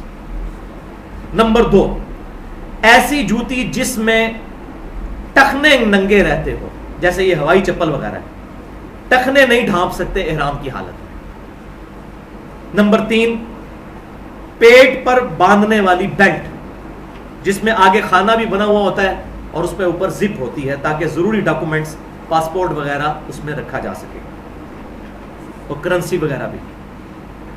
نمبر 4، ضروری ادویات، بعض اوقات لوگ مریض ہوتے ہیں اور بلڈ پریشر کے مریض ہیں، کچھ اور بیماریوں کے مریض، ان کو کنٹینیوسلی اپنی دوائیاں لینی پڑتی ہیں، تو اس کے لیے حاجی کیمپ میں وہ دوائیاں دکھا کر وہیں سے سیل کروانی ہوتی ہے، ورنہ ایئرپورٹ پہ اگر خود سے آپ دوائی لیں گے تو وہ آپ سے قبضہ کر لیں گے، کیونکہ آپ کو پتہ ہے کہ پاکستان سے تو کتنے مسلمان ہیں جو ہیروئن کی اسمگلنگ کرتے ہیں، اور سعودی عرب میں سزائے موت ہے ہیروئن کی اسمگلنگ کو، تو لہٰذا گورنمنٹ ڈرتی ہے، وہ آپ کی جان کی حفاظت کی خاطر وہ کسی قسم کی دوائی ہو وہ روک لیتے ہیں، الا یہ کہ وہ سیل شدہ جو حاجی کیمپ سے آپ لگوا لیں، ٹیکہ لگوانے کے لیے جب جاتے ہیں تو وہاں پر آپ دوائیاں بھی ان سے سیل کروا سکتے ہیں۔ نمبر 5، ضروری لباس کم از کم 3 جوڑے اور 1 تولیہ، اور زیادہ سے زیادہ بھی 3 ہی جوڑے، اس سے زیادہ ضرورت نہیں۔ وہاں اتنا ٹائم ہوتا ہے، جوڑے ہفتے بعد بھی جوڑا ہے اگر دھوئے جائیں تو آسانی سے دھو سکتے ہیں۔ 3 جوڑے اور 1 تولیہ، بس، اس کے علاوہ کوئی سامان کی ضرورت نہیں ہے۔ آپ حیران ہو رہے ہوں گے، بس 3 جوڑے اور 1 تولیہ، یہ میں آپ کو بہت بڑا ٹپ دے رہا ہوں، یہ سب کچھ ہینڈ بیگ میں آ جائے گا، اپنا ہینڈ بیگ آپ جہاز میں اوپر تک اندر لے کے جا سکتے ہیں، لہٰذا وہ سامان بک کروانے کی ضرورت نہیں پڑے گی، لوگ لائن میں لگے ہوئے ہوں گے، آپ سکون سے اپنا ہینڈ بیگ لے کر نیچے اترے ہوں گے۔ میں نے تو پریکٹیکلی اسی طرح کیا، میری وائف نے بھی اپنا بیگ اٹھا لیا، میں نے بھی اپنا بیگ، 3 جوڑے اور 1 تولیہ، دیٹس آل۔ اور کسی سامان کی ضرورت نہیں، نہ صابن کی نہ تیل کی. یہ تمام چیزیں آسانی سے وہاں پر مل جاتی ہیں جہاں بھی آپ کی رہائش ہوگی. پاس دکانیں ہی دکانیں ہیں. اور سب سے بڑا ایسٹ انڈیا، پاکستان اور بنگلہ دیش کے مسلمانوں کے لیے یہ ہے کہ سعودی عرب کی کوئی دکان ایسی نہیں جہاں پر اردو بولنے والا کوئی نہ ہو. بلکہ میں تو کہتا ہوں اب اس وقت اردو زبان مسلمانوں کی سب سے بڑی زبان بن چکی ہوئی ہے. اردو 50% سے زیادہ مسلمان دنیا کے اردو زبان بولتے اور سمجھتے ہیں. ہاں لکھنے میں چلے وہ ہندی زبان کے الفابیٹس الگ ہیں، ہمارے الگ ہیں، وہ الگ بات، لیکن بولنے اور سمجھنے میں. اور وہاں پر اکثر جو ملازمین دکانوں پر رکھے ہوئے عربیوں نے، بلکہ میں تو جس بھی دکان پہ گیا ہوں آپ کو لگتا ہی نہیں کہ آپ اپنے ملک میں یا وہاں پر ہیں. تو اردو کا کوئی پرابلم نہیں. نمبر 6، کرنسی لے لیں اپنے ملک کی بھی، اور خصوصاً سعودی ریال بھی کچھ اپنے ساتھ رکھ لیں. نمبر 7، پاسپورٹ اور دیگر اہم ضروری کاغذات جو ہیں یہ اپنے ساتھ رکھیں. اور اذکار کارڈ جو ہے، سنت اذکار کارڈ، یہ اپنے ساتھ ضرور رکھیں تاکہ وہاں پر ٹائم ضائع نہ ہو. اور حج اور عمرے کی جو میں نے کتاب دارالسلام کی بتائی، مسنون حج اور عمرہ، پاکٹ سائز، وہ بھی اپنے پاس رکھیں. اور نمبر 8، موبائل اپنے ساتھ ضرور رکھیں. لیکن وہاں پر بھی احتیاط کرنی، یہ نہیں کہ ہر وقت موبائل بولتا رہے، اور وہ آپ کو تلخ تجربہ ہو بھی جائے گا کہ طواف کے دوران اتنے موبائل بولتے ہیں کہ ساری روحانیت کا بیڑا غرق ہو جاتا ہے. موبائل اس لیے کہہ رہا ہوں کہ اس کے کتنے فائدے ہیں. ایک تو گھر والوں سے رابطہ ہو سکتا ہے. دوسرا، آپ نماز کے وقت اٹھنے کے لیے الارم اس میں لگا سکتے ہیں، الارم موجود ہے. اسی طریقے سے آپ ڈیٹ دے سکتے ہیں. باقی ساری چیزیں موبائل کے اندر موجود ہیں. اور سستے والا موبائل جو لانگ بیٹری ٹائمنگ والا ہو وہ ساتھ رکھیں تاکہ ہفتے میں ایک دفعہ چارج کرنا پڑے. ویسے چارجنگ کا کوئی مسئلہ نہیں، ہر جگہ وہاں پر موجود ہے کمرے کے اندر. اور ساتھ ہی موبائل کے تسبیح اور الیکٹرانک کاؤنٹر اگر ہو سکے تو وہ رکھ لیں تاکہ وہاں پر ٹائم ضائع نہ جائے. جب بھی کوئی ٹائم ملے تو اس تسبیح کے اوپر یا الیکٹرانک کاؤنٹر کے اوپر اللہ کا ذکر کریں. تو یہ 8 میں نے بڑی بڑی چیزیں بتا دی. اب سوئی دھاگا، کینچی، شیشہ، صابن، نمک، مرچ، لوگ پتہ نہیں کیا کچھ لے کے جا رہے ہوتے ہیں، حالانکہ یہ تمام چیزیں وہاں سے سستی مل جاتی ہیں. صرف تک ہر چیز مل جاتی ہے. بھائیو، حج یا عمرہ پر جانے والے لوگوں کے لیے 2 پاسبلٹیز ہیں. نمبر 1 یہ کہ یہاں سے جانے والے لوگ انڈیا، پاکستان اور بنگلہ دیش سے اگر تو ابھی کافی سارے دن حج میں پڑے ہوئے ہوں تو وہ ڈائریکٹ مدینہ شریف پہلے جاتے ہیں اور پھر مدینے سے مکے کی طرف آتے ہیں. اور اگر لیٹ جائیں تو پہلے مکہ شریف جاتے ہیں. دونوں صورتوں میں جو میقات آئے گا وہاں پر پہنچ کر ہم نے احرام باندھنا ہوگا. میقات جو ہے، یہ میقات کی ٹرمنالوجی کو، اصطلاح کو سمجھ لیں. میقات اس جگہ کو بولتے ہیں کہ جہاں سے آپ احرام باندھے بغیر آگے نہیں جا سکتے اگر آپ کی عمرے اور حج کی نیت ہے تو. حج اور عمرے کی نیت نہیں پھر جا سکتے ہیں. یہ جو فقہ حنفی کے اندر یہ من گھڑت مسئلہ لوگوں نے داخل کر دیا کہ جی واجب ہو جاتا ہے جو میقات کو کراس کرے کہ اس نے عمرہ کرنا ہی کرنا ہے. بھائی جو عبادت خود نفلی ہے وہ واجب کیسے ہو سکتی ہے؟ اور اس کا ثبوت، یہ کریٹیکل بات تھی، میں حدیث کا ریفرنس دینے لگا ہوں. صحیح بخاری میں انٹرنیشنل نمبرنگ کے مطابق 1846 نمبر حدیث ہے، اور صحیح مسلم میں 3309 نمبر حدیث ہے.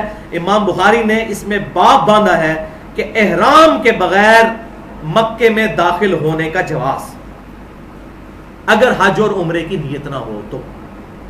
اور حدیث یہ لے کر آئے کہ فتح مکہ کے موقع پر آپ صلی اللہ علیہ وسلم مکہ شریف میں اس حال میں داخل ہوئے تھے کہ احرام نہیں باندھا ہوا تھا، اور آپ صلی اللہ علیہ وسلم کے مبارک سر پر سیاہ رنگ کی پگڑی تھی، امامہ تھا کالے رنگ کا امامہ مبارک، اور ساتھ الفاظ ہے احرام بھی نہیں باندھا ہوا تھا. پگڑی باندھنا خود بخود ہی اناؤنسمنٹ ہے، کیونکہ پگڑی تو احرام کی حالت میں نہیں باندھ سکتے. لیکن شکر ہے دونوں الفاظ موجود ہیں، ورنہ تو مولوی بیچ میں گھس جاتا کہ جی پگڑی کا ذکر ہے احرام کا تو نہیں. اس میں الفاظ ہے بغیر احرام کے داخل ہوئے. لہٰذا یہ اس بات کا ثبوت ہے کہ جس کی حج اور عمرے کی نیت ہے وہی احرام باندھ کے جائے گا، ورنہ میقات کو کراس کرتا ہے تو کرے، کوئی عمرہ اس کے اوپر فرض نہیں ہے. تو جو لوگ یہاں سے ڈائریکٹ مکے جانے والے ہیں، ظاہر ہے کہ میقات تو آئے گا جہاز میں بیٹھے ہوئے، ہوائی جہاز کے اندر. اب کیا کریں؟ تو ایئرپورٹ پر جانے سے پہلے حاجی کیمپ میں ہی غسل کر سکتے ہیں، یا ایئرپورٹ پہ بھی غسل کرنے کا سلسلہ موجود ہے، کوئی پرابلم نہیں ہے. وہ میں آگے بتا بھی دیتا ہوں سٹیپس جو آئیں گے ان میں. بہرحال یہاں سے احرام باندھ لیں، لیکن کپڑے احرام کے جو باندھنے کے بعد نیت نہ کریں، صرف احرام باندھ دیں۔ انما الاعمال بالنیات، اعمال کا دار و مدار نیتوں پر ہے۔ ویسے بھی اگر یہ کوئی لباس احرام پہن لے تو وہ کوئی اس وقت احرام والا ڈکلیئر نہیں ہو جاتا جب تک کہ نیت نہ کرے، کیونکہ آپ صلی اللہ علیہ وسلم کا تو عمومی لباس بھی یہی تھا، کبھی کرتا اور نیچے تہمد اور کبھی تہمد اور اوپر چادر، یہ عام لباس بھی تھا آپ صلی اللہ علیہ وسلم کا۔ تو میقات سے پہلے جہاز کے اندر جب آپ مکے کی طرف جا رہے ہیں، مدینہ شریف جا رہے ہیں، پھر تو پرابلم ہی کوئی نہیں ہے، پھر تو آپ بسوں میں آئیں گے تو میقات جب آئے گا وہ بتا دیں گے، وہاں پر غسل خانے بہت زبردست بنے ہوئے ہیں، وہاں پر بڑی آسانی کے ساتھ احرام باندھا جا سکتا ہے۔ یہاں پر احرام باندھ کر بیٹھ جائیں ہوائی جہاز میں، تقریباً 20-25 منٹ پہلے ہوائی جہاز میں اناؤنسمنٹ ہوگی کہ میقات آنے والا ہے، لہٰذا سب لوگ اپنی اپنی نیت کر لیں۔ پھر جہاز میں لوگ اپنی نیت کر لیں گے، اور نیت کے الفاظ بھی آگے آ رہے ہیں، میں بتا دوں گا کیا ہے۔ تو یہ سارا معاملہ ہوگا۔ اب میقات 5 میقات آپ صلی اللہ علیہ وسلم نے ڈکلیئر کیے ہیں مختلف سمتوں سے آنے والوں کے لیے۔ ہمارے جو یہاں سے جانے والے لوگ ہیں، انڈیا، پاکستان، بنگلہ دیش، Afghanistan, Malaysia, Indonesia, China, Sri Lanka, یمن، ایران، یہ سارا یعنی سمجھ لیں 70% مسلمانوں کا جو میقات ہے وہ ہے یلملم۔ یہ 92 کلومیٹر خانہ کعبہ سے پہلے آتا ہے۔ یلملم ایک جگہ کا نام ہے۔ یہ بخاری اور مسلم دونوں میں 5 میقات آپ صلی اللہ علیہ وسلم نے خود بتا دیے کہ جو اس طرف سے آئیں گے وہ یہ میقات ہے، اس موقع پر پہنچ کے یا اس سے پہلے احرام باندھ رہے ہیں۔ اسی طریقے سے جو مدینہ شریف سے آتے ہیں، تو اب حاجی جو بہت پہلے چلے جاتے ہیں مدینہ شریف جاتے ہیں، پھر وہاں سے آتے ہوئے مکہ شریف سے تقریباً 126 کلومیٹر پہلے ذوالحلیفہ ایک جگہ ہے جسے بئر علی بھی کہتے ہیں، سیدنا علی رضی اللہ تعالیٰ عنہ کی نسبت کی وجہ سے وہاں پر ایک کنواں بھی ہے، بئر علی۔ تو وہاں پر احرام باندھا جاتا ہے۔ وہاں بہت بڑی مسجد اور غسل خانے اور وضو خانے انہوں نے بنائے ہوئے ہیں، خود بخود بسیں وہاں پر رک جائیں گی اور وہاں پر آپ پھر غسل کر کے سارا احرام وغیرہ باندھ لیں گے۔ اسی طریقے سے شام اور مصر کی طرف سے آنے والے لوگ جو ہیں وہ جوحفہ نامی ایک جگہ ہے، وہاں سے احرام باندھیں گے، اسی طریقے سے باقی جگہ بھی۔ اب یہاں پر 3 ٹرمز سمجھ لیجئے۔ نمبر 1 ہے آفاقی۔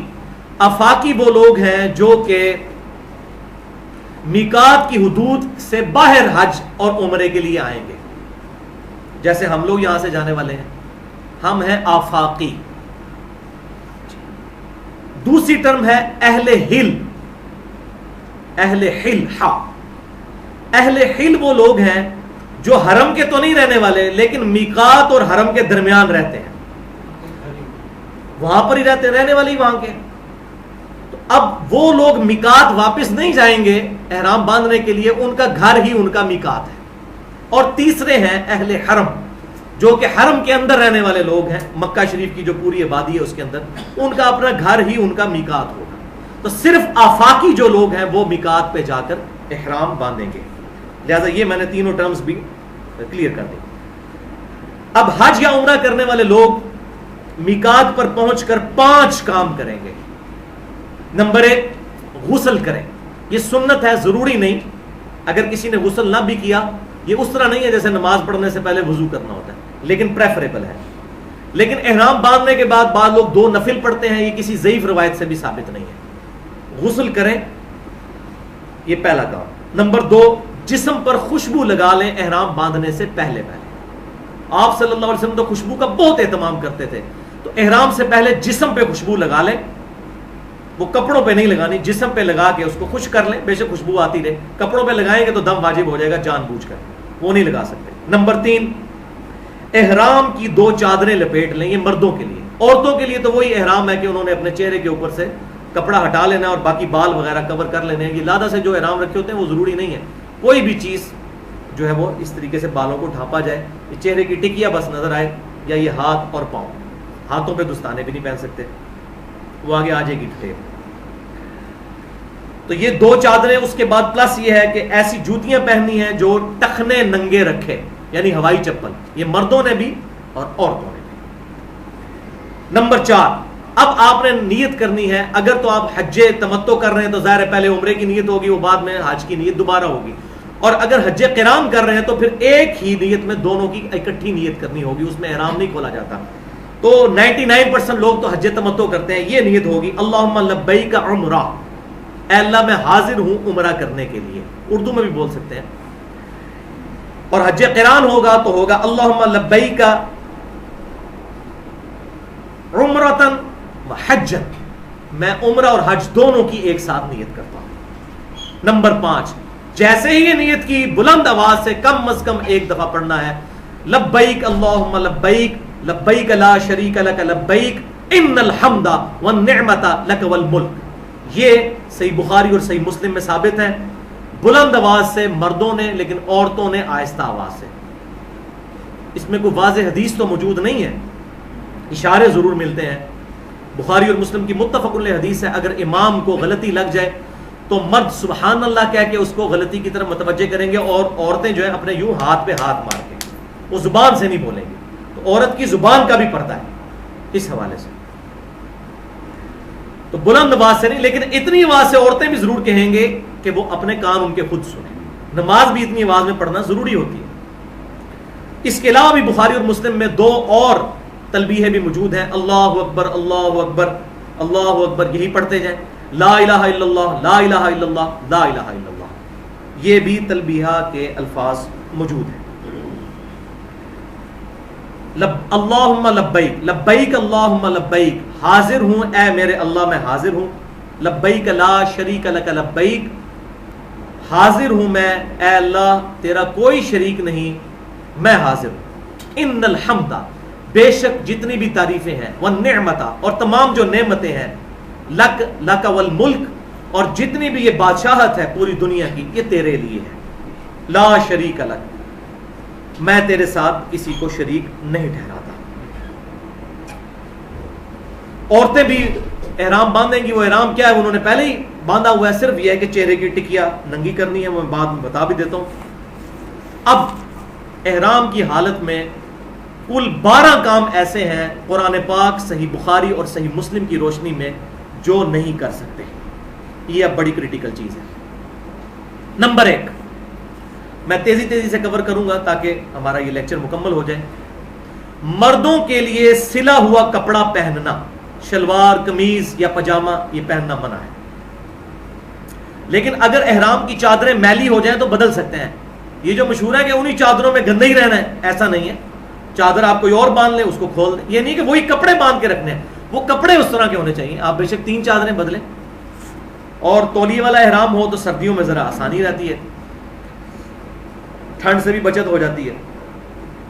اور رات کو سوتے وقت صرف چہرے کے اوپر کپڑا نہ ہو، باقی پورے جسم کے اوپر کمبل وغیرہ بھی اوڑھا جا سکتا ہے، اس میں کوئی حرج نہیں ہے. نمبر 2 سر پر ٹوپی، کپڑا، پگڑی یعنی امامہ وغیرہ یہ نہیں باندھ سکتے. یہ حج کا پروٹوکول ہے احرام میں اور عمرے کا بھی. نمبر 3 جسم یا کپڑوں پر خوشبو لگانا، یہ کام نہیں کر سکتے.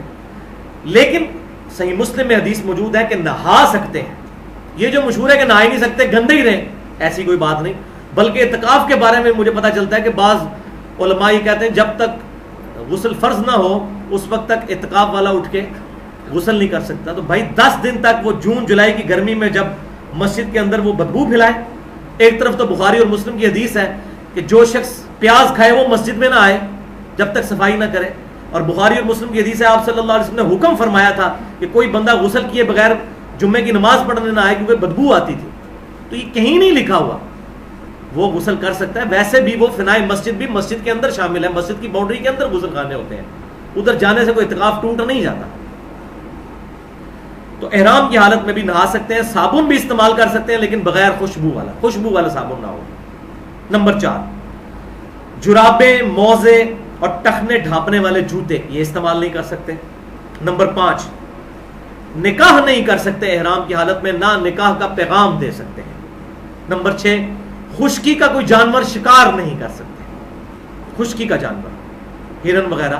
اب یہ ہمیں باتیں عجیب لگ رہی ہوں گی، ظاہر ہے کہ بھائی جو لوگ 4 مہینے پیدل سفر کر کے جاتے تھے، راستے میں کئی ہرنیں آتی ہوں گی ان کے سامنے، جیسا کہ سورۃ المائدہ میں آیا کہ اللہ تعالیٰ فرماتا ہے ہم احرام کی حالت میں تمہیں آزمائیں گے، جانوروں کے ذریعے تمہارے آگے پھر رہے ہوں گے، پھر دیکھیں گے کون احرام کی پابندی پوری کرتا ہے.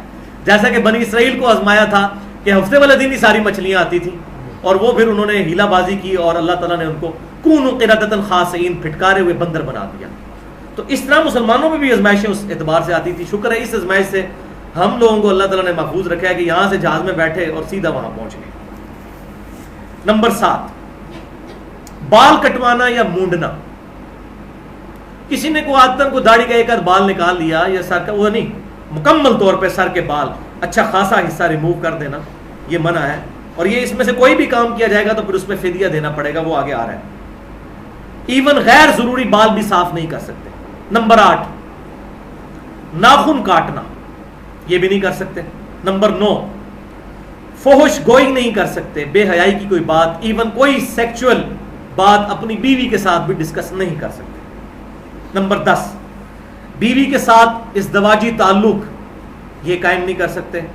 نمبر 11، لڑائی جھگڑا اور دیگر کبیرہ گناہوں سے مکمل پرہیز کرنا ہے احرام کی حالت میں۔ اور نمبر 12، چہرے پر کپڑا یا نقاب وغیرہ یا ہاتھ میں دستانے نہیں پہننے۔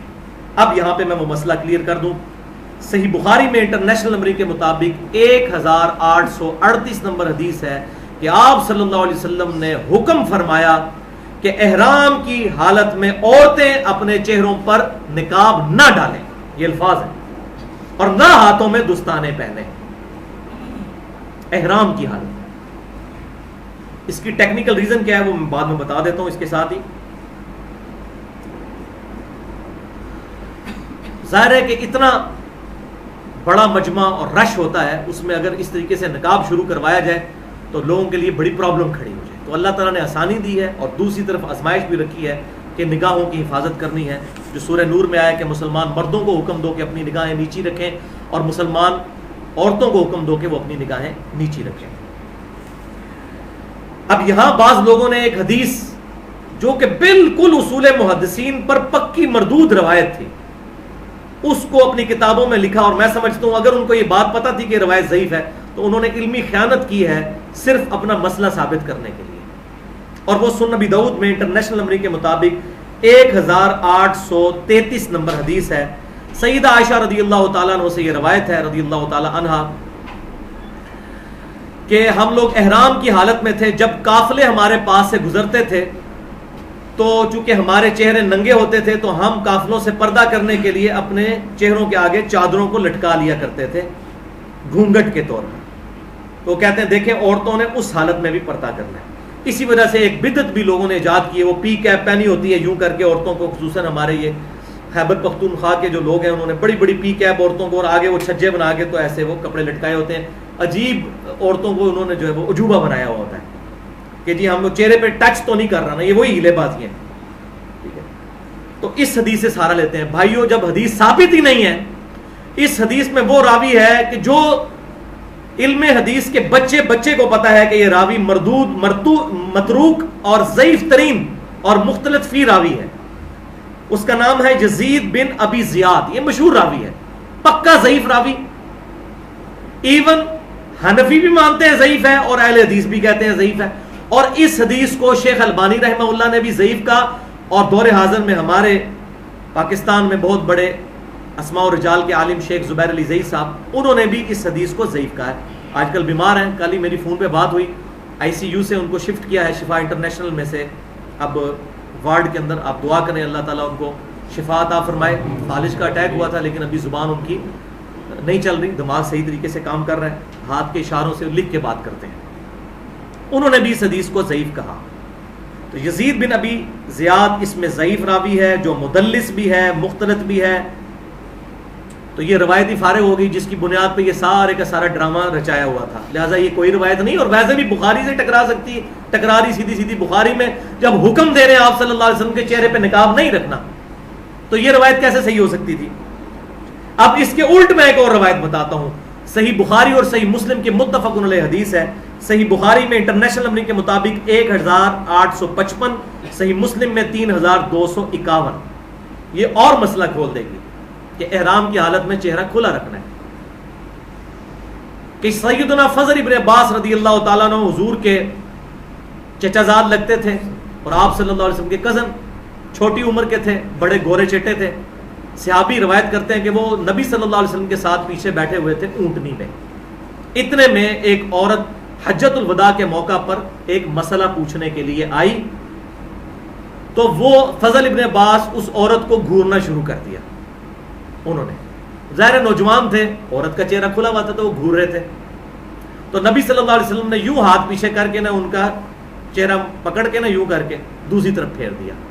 پھر تھوڑی دیر بعد وہ دیکھنا شروع ہو گئے. آپ صلی اللہ علیہ وسلم کو چونکہ پیچھے بھی نظر آتا تھا, یہ بات یاد رکھیے گا, بخاری اور مسلم کی متفق علیہ حدیث ہے, آپ صلی اللہ علیہ وسلم کی یہاں پر آنکھ نہیں تھی لیکن آپ کو 360 ڈگری کا ویژن نظر آتا تھا, یہ آپ کا معجزہ تھا.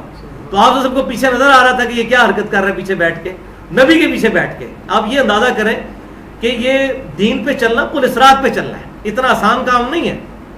تو وہ نبی صلی اللہ علیہ وسلم سے مسئلہ کوئی پوچھنے لگی تو وہ دیکھنا شروع ہوئے, حضور نے یوں کیا, پھر حضور نے جب بات شروع کی پھر وہ دیکھنا شروع کر دیا. تو نبی صلی اللہ علیہ وسلم نے 2-3 دفعہ ان کا یوں چہرہ پکڑ کے دوسری طرف پھیر دیا. تو اس حدیث سے بھی پتا چلا کہ وہ عورت کا چہرہ کھلا ہوا تھا. یہ صحیح بخاری میں بھی صحیح مسلم میں نے اس کا ریفرنس دے دیا الحمدللہ. اب آ جائیں جناب فدیہ اور دم. یہ اکثر آپ سنتے ہیں دم واجب ہو جاتا ہے, دم ہو جاتا ہے. یہ دم کس بلا کا نام ہے؟ فدیہ عربی میں اس کو ہم کہتے ہیں. یہ جتنے میں نے 12 کام بتائے ان میں سے کوئی کام بھی جان بوجھ کر کیا جائے تو فدیہ واجب ہو جائے گا. بھول کر ہو گیا تو کوئی فدیہ نہیں. جیسا کہ صحیح بخاری اور مسلم کی متفق علیہ حدیث ہے, جس نے روزے کی حالت میں بھول کر کھا پی لیا تو اللہ نے اسے کھلایا اور پلایا, روزہ نہیں اس کا ٹوٹا. لیکن ان 12 میں سے ایک کام ایسا ہے کہ وہ بھول کر بھی ہوا تو پورا حج ہی برباد, حج اگلے سال دوبارہ کرنا پڑے گا, اور وہ ہے میاں بیوی کا ازدواجی تعلق یعنی انٹر کورس. اور ظاہر یہ اتنا عجیب و غریب کام ہے کہ یہ بھول کے تو نہیں ہو سکتا, یہ تو امپاسبل ہے, یہ جان بوجھ کے ہی ہو. تو باقی سارے معاملات جو ہیں وہ بھول کے ہو سکتے ہیں. کسی بندے نے جو ہے وہ بھول کے چہرے پر رات کو سوتے وقت کمبل اوپر لے لیا, جس طرح ہم لوگ جب گئے تھے 2007 کے اندر, تو سردیاں تھی مینا میں, ہم نے کمبل اوڑے ہوئے تھے. تو بعض اوقات ایسے ہو جاتا تھا کہ رات کو نیند کی حالت میں اوپر ہو جاتے, دوسرا یاد کرواتا تھا بھائی نیچے کرو اسے, یہ الگ بات ہے. تو دم اور فدیہ سورۃ البقرہ کی آیت نمبر 186 میں موجود ہے, 196 میں, اور صحیح بخاری اور صحیح مسلم دونوں میں موجود ہے. بخاری میں 1814 اور صحیح مسلم میں 2881. کعب بن عجرہ رضی اللہ تعالیٰ عنہ کہتے ہیں کہ میرے ساتھ ایسا معاملہ ہوا کہ میں احرام کی حالت میں تھا لیکن میرے سر میں جوئیں پڑ گئی. اتنی جوئیں پڑی کہ میں جب کوئی کام کر رہا ہوتا تھا تو میرے سر سے جوئیں ٹپک رہی ہوتی تھی, نیچے گر رہی ہوتی تھی. تو نبی صلی اللہ علیہ وسلم میرے پاس آئے تو میں نے ان کو شکایت کی, یا رسول اللہ علیہ وسلم میری حالت آپ دیکھ رہے ہیں اور ابھی تو بڑے دن پڑے ہیں, احرام کھولنے کے وقت جا کے کہیں سر کے بال مڑانے ہوں گے.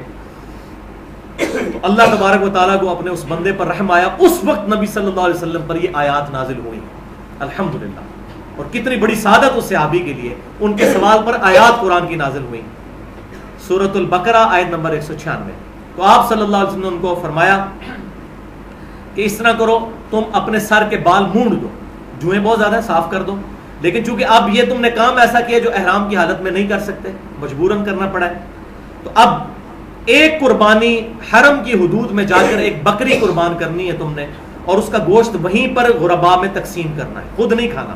یہ وہ دوسری قربانی نہیں جو آپ خود بھی کھا سکتے ہیں. یہ دم والی قربانی جو ہے یہ آپ نے غریبوں میں ہی مال سارا اور حرم کی حدود میں دینی ہے, اور کہیں نہیں, اپنے گھر میں نہیں. تو اگر یہ نہ دے سکو تو آپ صلی اللہ علیہ وسلم نے فرمایا پھر 6 مساکین کو کھانا کھلا دو, اور پر ہیڈ 1.25 کلو غلہ ان کو دے دو. آج کے اعتبار سے 1.25 کلو, اس میں تو حدیث میں 100 کے لفظ ہیں, تو آج کل کے اعتبار سے 1.25 کلو گندم یا اس کی ایکویلنٹ رقم اس کو دے دی جائے, اور یا پھر 3 روزے مسلسل رکھ لیے جائیں. ان دونوں میں تو آپشن موجود ہے, لیکن بکری والا جو ہے اگر کوئی امیر آدمی تو اس نے بکری ہی پھر دینی ہوگی یا بکرا دینا ہوگا.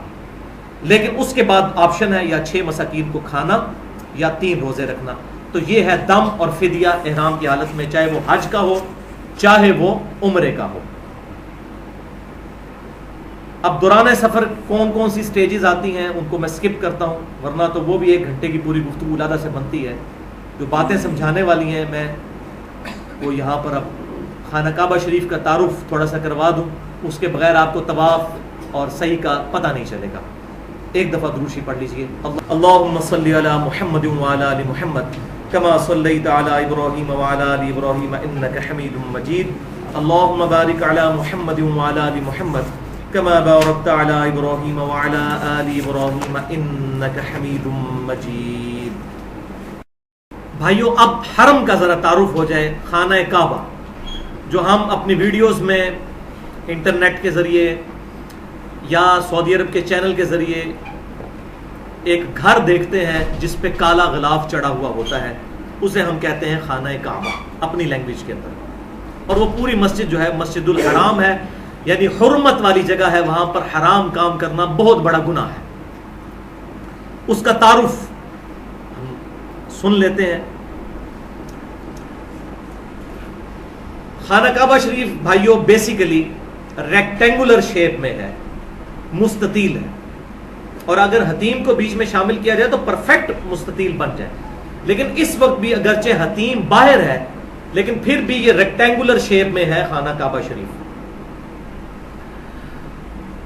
اگر انڈیا, پاکستان اور بنگلہ دیش کی طرف سے خانہ کعبہ کو دیکھا جائے تو سب سے امپورٹنٹ حصہ خانہ کعبہ شریف کا وہ ان علاقوں کی طرف, مشرق کی طرف ہے, اور اس کے تمام اہم جگہیں ادھر سے نظر آ رہی ہوتی ہیں.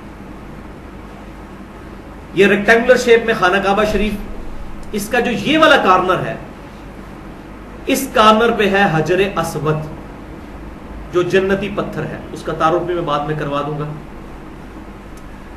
اس کے ساتھ ہی تھوڑے سے فاصلے پر خانہ کعبے کا دروازہ ہے, اور یہ کونا تو ہو گیا حجر اسود والا. یہ جو دوسرا کونا ہے ریکٹینگل کا, اس کو کہتے ہیں رکن عراقی, یعنی یہ جو کونا ہے عراق کی طرف ہے. اسی طریقے سے اس کے بالکل ڈائگنلی اپوزٹ جو ہے وہ ہے رکن یمانی. یہ کارنر یمن کی طرف ہے, اس لیے اسے رکن یمانی کہتے ہیں. اور حجر اسود کے ڈائگنلی اپوزٹ جو رکن ہے اس کو رکن شامی کہتے ہیں. یہ کارنر شام کی طرف ہے. یہ یاد رکھنا ضروری نہیں ہے لیکن میں صرف سمجھانے کے لیے یہ بات کر رہا ہوں. اسی طریقے سے رکن عراقی سے لے کر رکن شامی تک ایک چھوٹی سی دیوار سائیڈ میں سیمی سرکولر نظر آئے گی, اس کو ہم کہتے ہیں حتیم, اور یہ خانہ کعبے کا حصہ ہے. صحیح بخاری میں موجود ہے کہ مشرکین عرب جو ہیں وہ اپنے پاکیزہ مال کے ذریعے بیت اللہ شریف کی تعمیر کرنے لگے, تو ان کا مال ختم ہو گیا, تو انہوں نے خانہ کعبہ شریف کو تھوڑا سا بنایا, یہ جو کمرہ سا بنایا, اور باقی حصے میں چھوٹی سی دیوار بنا کے اس کو چھوڑ دیا, اگرچہ وہ خانہ کعبہ شریف کا حصہ ہے. اور بخاری اور مسلم کی حدیث ہے, اے عائشہ اگر مجھے تیری قوم کا خیال نہ ہوتا کہ یہ نئے نئے جاہلیت سے پھرے ہیں تو میں حتیم کو بھی خانہ کعبے میں داخل کر دیتا, لیکن فتنے کے ڈر سے نہیں کرتا, اور وہ اللہ کی طرف سے ہمارے لیے رحمت ہوئی.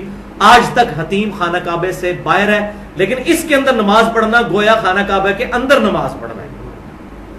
اور اسی کے اندر اوپر آپ دیکھیں گے پرنالا بہت بڑا سا نظر آئے گا, اسے مزاب رحمت کہتے ہیں, یعنی خانہ کعبے کی چھت کا پانی حتیم کے اوپر گرتا ہے.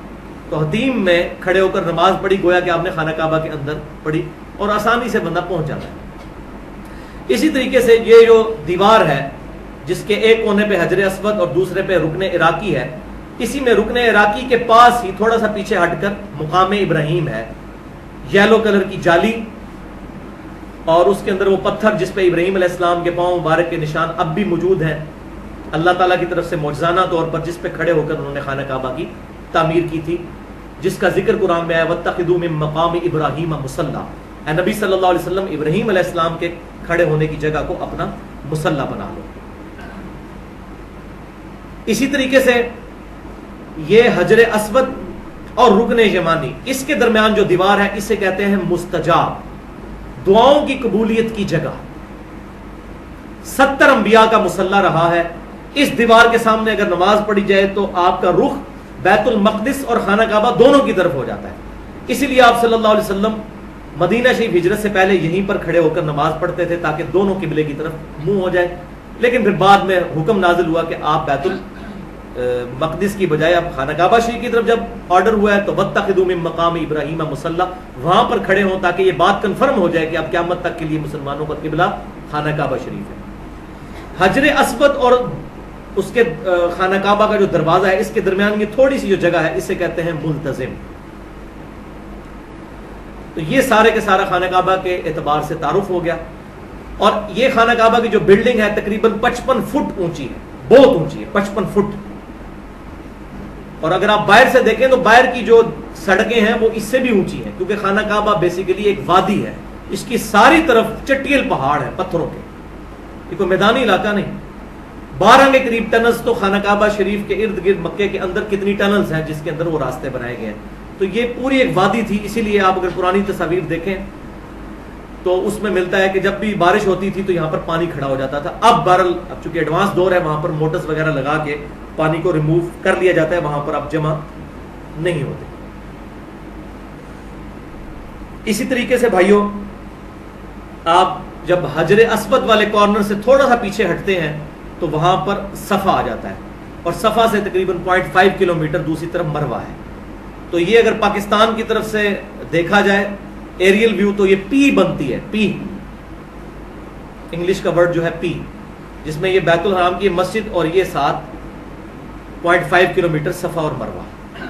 اسی طریقے سے مقام ابراہیم سے جب تھوڑا سا پیچھے آئے تو وہاں پر زمزم کے کولر لگے ہوئے ہیں یہاں پر، جو وہاں سے زمزم پینا وہاں پر کھڑے ہو کر سنت ہے. پہلے یہاں پر سیڑھیاں بھی تھیں، جب میں گیا تھا 2002 میں اس وقت تو سیڑھیاں موجود تھیں، نیچے تک کنویں تک جاتے تھے. اب انہوں نے وہ کور کر دی ہے، وہ مطاف کو انہوں نے بڑا کرنے کے لیے. تو یہ جو پورا ایریا جس میں ہم طواف کرتے ہیں اس کو ہم کہتے ہیں مطاف، طواف کرنے کی جگہ. اسی خانہ کعبہ کے گرد آپ نے اینٹی کلاک وائز طواف کرنا ہوتا ہے، اپنا بایاں کندھا خانہ کعبہ شریف کی طرف کر کے، اور حجر اسود سے شروع کرنا ہوتا ہے. وہ آپ ڈیٹیل میں آپ کو 20 سٹیپس میں عمرے کا طریقہ سٹیپ وائز بتا دیتا ہوں، پھر ہمارا یہ آج کا لیکچر مکمل ہو جائے گا انشاءاللہ. باقی گفتگو ہم انشاءاللہ تیسرا حصہ اگلی دفعہ ڈسکس کریں گے. سٹیپ نمبر 1، سب سے پہلے وضو کریں. وضو طواف کے لیے شرط ہے جیسا کہ نماز کے لیے. صفا مروہ کی صحیح کے لیے وضو شرط نہیں ہے، لیکن طواف کے لیے شرط ہے.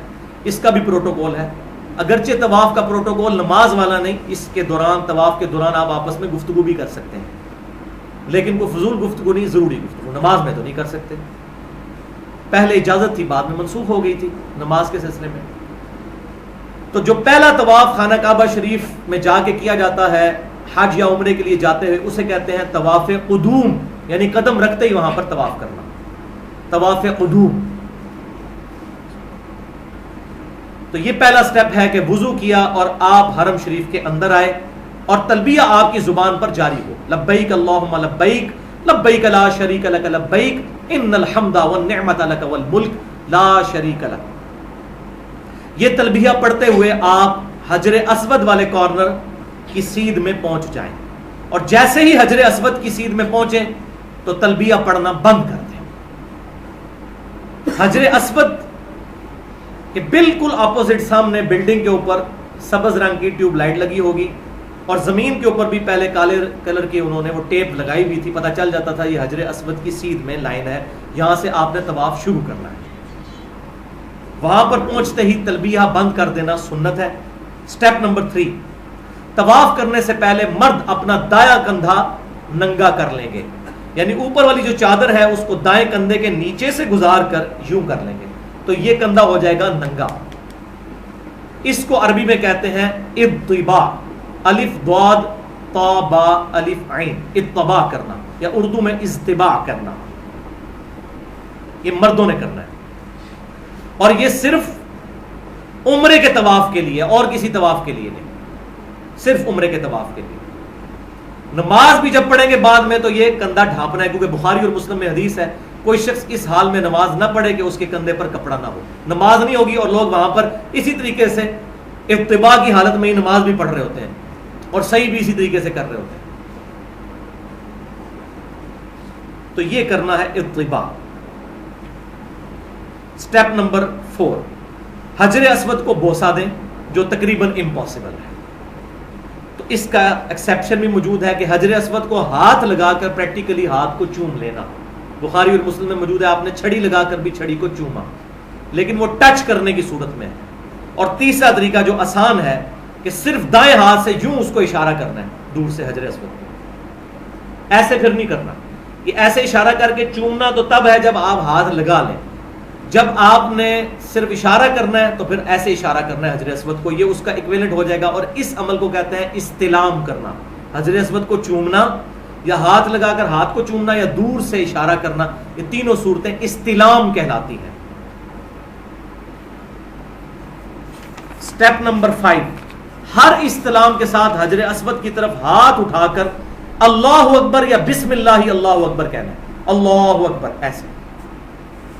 اسٹیپ نمبر 6، کعبہ کو اپنی بائیں جانب کر لیں اور اینٹی کلاک وائز چکر لگانا شروع کر دیں، اور یہ طواف کے چکر جو 7 ہیں 7 کے 7 چکر حتیم کے باہر لگانے، کیونکہ حتیم بھی خانہ کعبہ کا حصہ ہے، اور ظاہر ہے کہ وہاں پر وہ ویسے بھی انہوں نے شرطیں کھڑے کیے ہوتے ہیں، حتیم میں کوئی گھس نہیں سکتا اس طریقے سے، تھوڑا سا ہی راستہ ہوتا ہے، باہر سے ہی طواف ہو رہا ہوتا ہے۔ اینٹی کلاک وائز چکر لگانا شروع کر دیں۔ اسٹیپ نمبر 7، پہلے 3 چکروں میں مرد حضرات جو ہیں وہ اکڑ کر چلیں گے، چھوٹے چھوٹے قدم اٹھاتے ہوئے تھوڑا تیز۔ اس عمل کو کہتے ہیں رمل کرنا، اور بخاری اور مسلم میں موجود ہے، سیدنا عمر کہتے ہیں کہ یہ رمل مشرکین عرب پر روب ڈالنے کے لیے کیا گیا تھا۔ وہ یہ سمجھتے تھے کہ مسلمان مدینے سے آئے ہیں اور مدینہ بیماریوں کی جگہ ہے، لہٰذا کمزور ہوئے ہوں گے، تو نبی صلی اللہ علیہ وسلم نے ہمیں حکم دیا کہ تم نے اس طریقے سے یہ رمل کرنا ہے تاکہ پتہ چلے کہ مسلمان طاقتور ہے۔ تو سیدنا عمر نے کہا اس کی اب ضرورت نہیں، کیونکہ اللہ تعالیٰ نے مسلمانوں کو غلبہ دے دیا ہے، لیکن ساتھ ہی کہا کہ میں اس سنت کو چھوڑنا پسند نہیں کرتا، کیونکہ میرے محبوب نے کی تھی تو میں وہ کام کروں گا۔ الحمدللہ صلی اللہ علیہ وسلم۔ تو پہلے 3 چکر 7 چکروں میں سے رمل کرنا ہے۔ سٹیپ نمبر 8، جیسے ہی رکن یمانی پر پہنچے تو ہاتھ سے اسے چھوئیں، جو حجر اسود کے ساتھ ایڈجسنٹ تھا، رکن عراقی کے ڈائگنل سامنے، اس کو آپ نے ہاتھ لگانا سنت ہے، اس کا استلام نہیں کرنا، نہ بوسہ دینا ہے، اور اگر وہاں پہ آسانی سے ہاتھ لگ جاتا ہے وہاں مسئلہ نہیں ہوتا، لیکن بعض لوگ وہاں بھی دور سے گزرتے ہوئے اس کو بھی یوں اشارہ کر رہے ہوتے ہیں، تو یہ بھی ایسی چیز ہے جو کہ ثابت نہیں ہے، اشارہ صرف حجر اسود کو کرنا ہے، ہاتھ لگ جائے تو ٹھیک ورنہ نہیں۔ سٹیپ نمبر 9، رکن یمانی سے حجر اسود کے دوران وہ جو ٹریک آپ کا آئے گا چھوٹا سا مستجاب دیوار کے سامنے سے، جو 70 انبیاء علیہم السلام کا مصلی رہا ہے، وہاں پر آپ نے دعا پڑھنی ہے، ربنا آتنا فی الدنیا حسنہ وفی الآخرۃ حسنۃ وقنا عذاب النار۔ اور حج کے کانٹیکسٹ میں سورۃ البقرہ میں یہ دعا قرآن میں بھی آئی ہے، حج کے کانٹیکسٹ میں، اور سنن نبی داؤد میں انٹرنیشنل نمبر کے مطابق 1892 نمبر حدیث ہے کہ آپ صلی اللہ علیہ وسلم یہ دعا پڑھتے تھے۔ بعض لوگوں نے اس کے آگے بھی ایڈ کر لیا ہے، وادخلنا الجنۃ مع الابرار یا عزیز یا غفار، یہ کہیں موجود نہیں ہے، یہ اسی طریقے سے ہے، واقعنا عذاب القبری واقعنا عذاب الحشری، اپنی طرف سے چیزیں ایڈ کی ہوئی ہیں۔ تو یہ بس اتنی دعا ہے جو قرآن میں آئی۔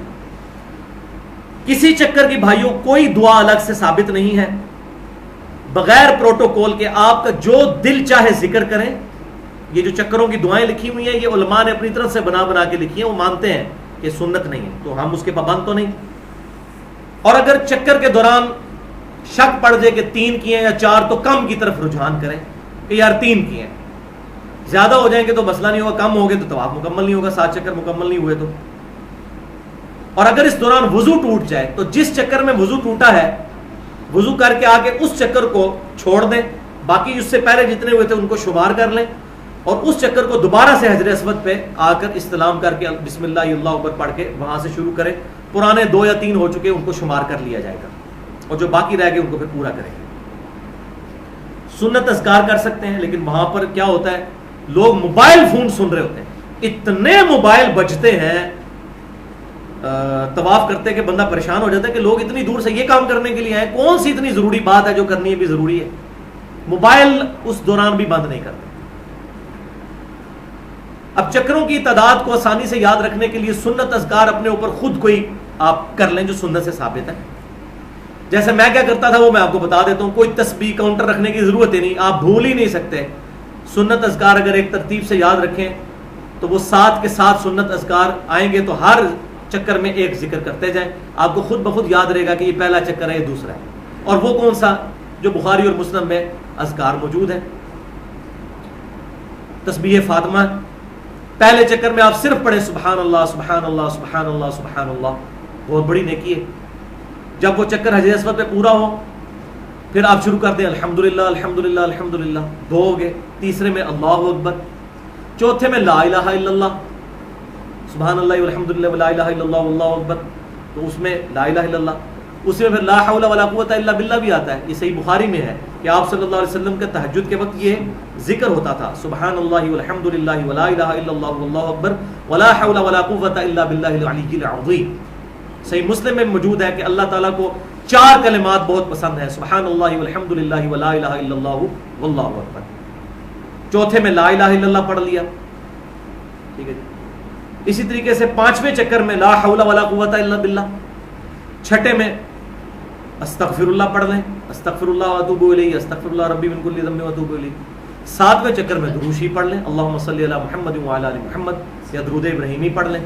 تو اس طرح آپ کو یاد رہے گا کہ چکر کون سا چل رہا ہے, کبھی بھی نہیں بھولیں گے. الحمدللہ درجنوں طواف کیے ہیں, یہ تو کبھی ایشو ہی نہیں آیا کہ چکر کون سا ہے. اور لوگوں نے وہاں شمارے رکھے ہوتے ہیں, بار بار پھینک رہے ہوتے ہیں آپس میں, کتنے ہوئے ہیں, 3 ہوئے ہیں کہ 4, وہ ادھر جی چکرتے رہتے ہیں. حالانکہ اپنے اوپر اگر لازم کریں تو توجہ کے ساتھ کریں تو کوئی مسئلہ نہیں ہوتا. یہ سجیشن ہے. سٹیپ نمبر 10, ہر چکر کے اینڈ پہ حجر اسود کا استلام کرنا ہے.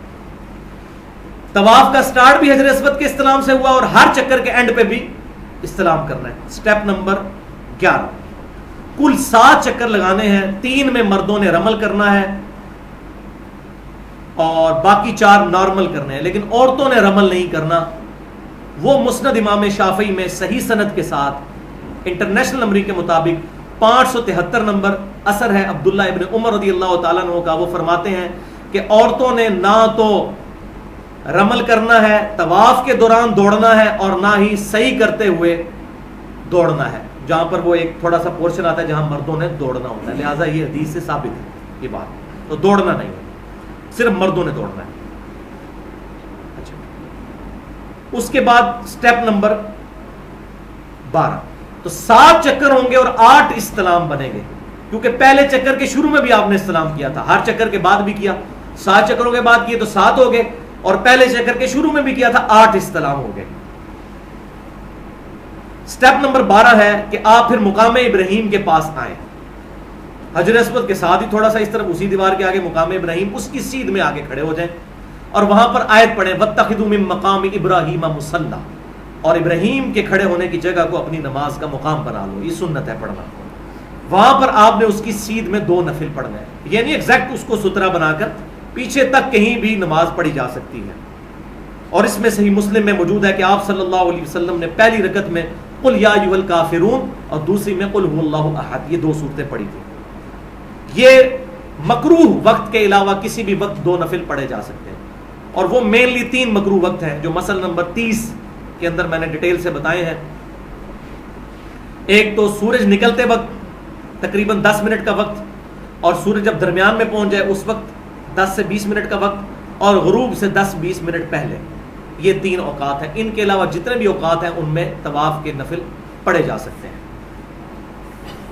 یہ طواف کے آپ نے نفل پڑھے تو اب آپ کا طواف مکمل ہو گیا. اس کے بعد جتنے طواف آپ نے عام کپڑوں میں بھی کرنے ہیں ان کا طریقہ یہی ہوگا, لیکن اس میں تو احرام والا ہے, ابھی اس کا باقی حصہ وہ آگے باقی ہے.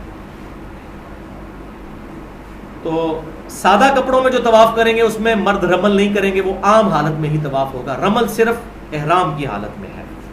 ایک بات مجھ سے سکپ ہو گئی, میں یہاں پر بتا دیتا ہوں کہ بعض لوگ یہ سمجھتے ہیں کہ حج اور عمرے کے دوران مسجد حرام کے اندر جو لوگ نماز پڑھ رہے ہیں اس نمازی کے آگے سے گزر سکتے ہیں, اور خصوصاً یہ تماشا لگتا ہے مقام ابراہیم پہ جہاں پہ اتنے لوگ نوافل پڑھ رہے ہوتے ہیں, تو لوگ ان کے آگے سے بے دھڑک گزر جاتے ہیں کہ کوئی گناہ نہیں ہے.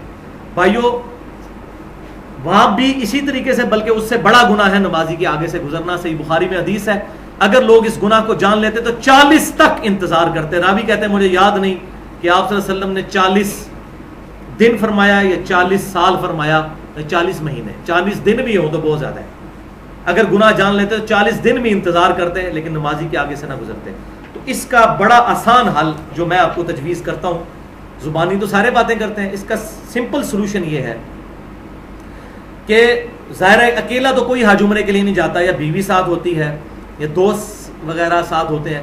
تو ہم تو اس طرح بھائی کرتے تھے کہ پہلے جو ہے وہ میں خود سترا بن کے سامنے بیٹھ جاتا تھا اور بیوی کو کہتا تھا میرے پیچھے کھڑے ہو کر نفل پڑھ لو. اب سترا ہے, کوئی آگے سے گزرتا بھی رہے تو خیر ہے, سترا ہوگا تو سترا کم از کم جو ہے وہ 1.5 فٹ ہونا چاہیے, 1 ہاتھ کے برابر.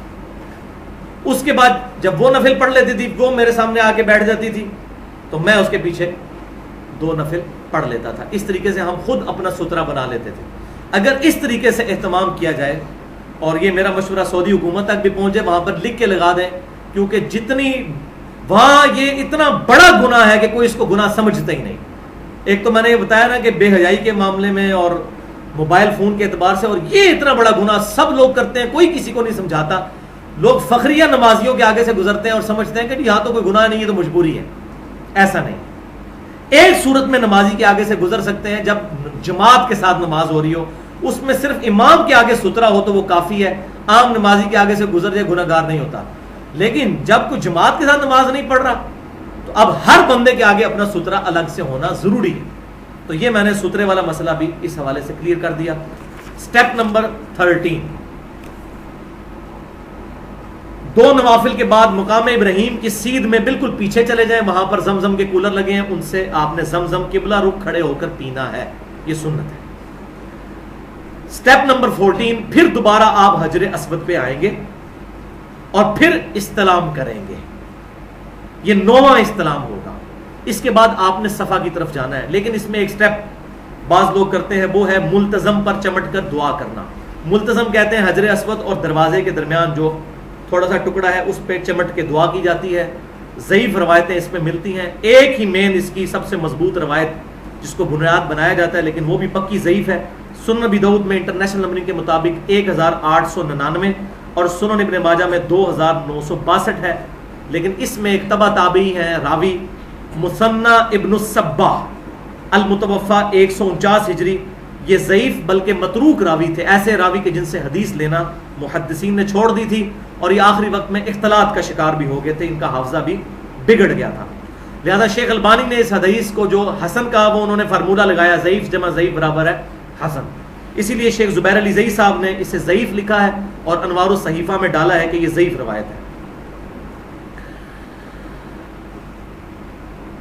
اور ویسے بھی بھائیوں صحیح بخاری اور صحیح مسلم کا اسلوب ہی بتاتا ہے کہ ایک جگہ ایسی ہے کہ جہاں پر آپ صلی اللہ علیہ وسلم نے پروٹوکول کے ساتھ ایسا کام کیا ہے، اور وہ ہے حجر اسود، کہ اس کو آپ صلی اللہ علیہ وسلم نے بوسہ دیا ہے.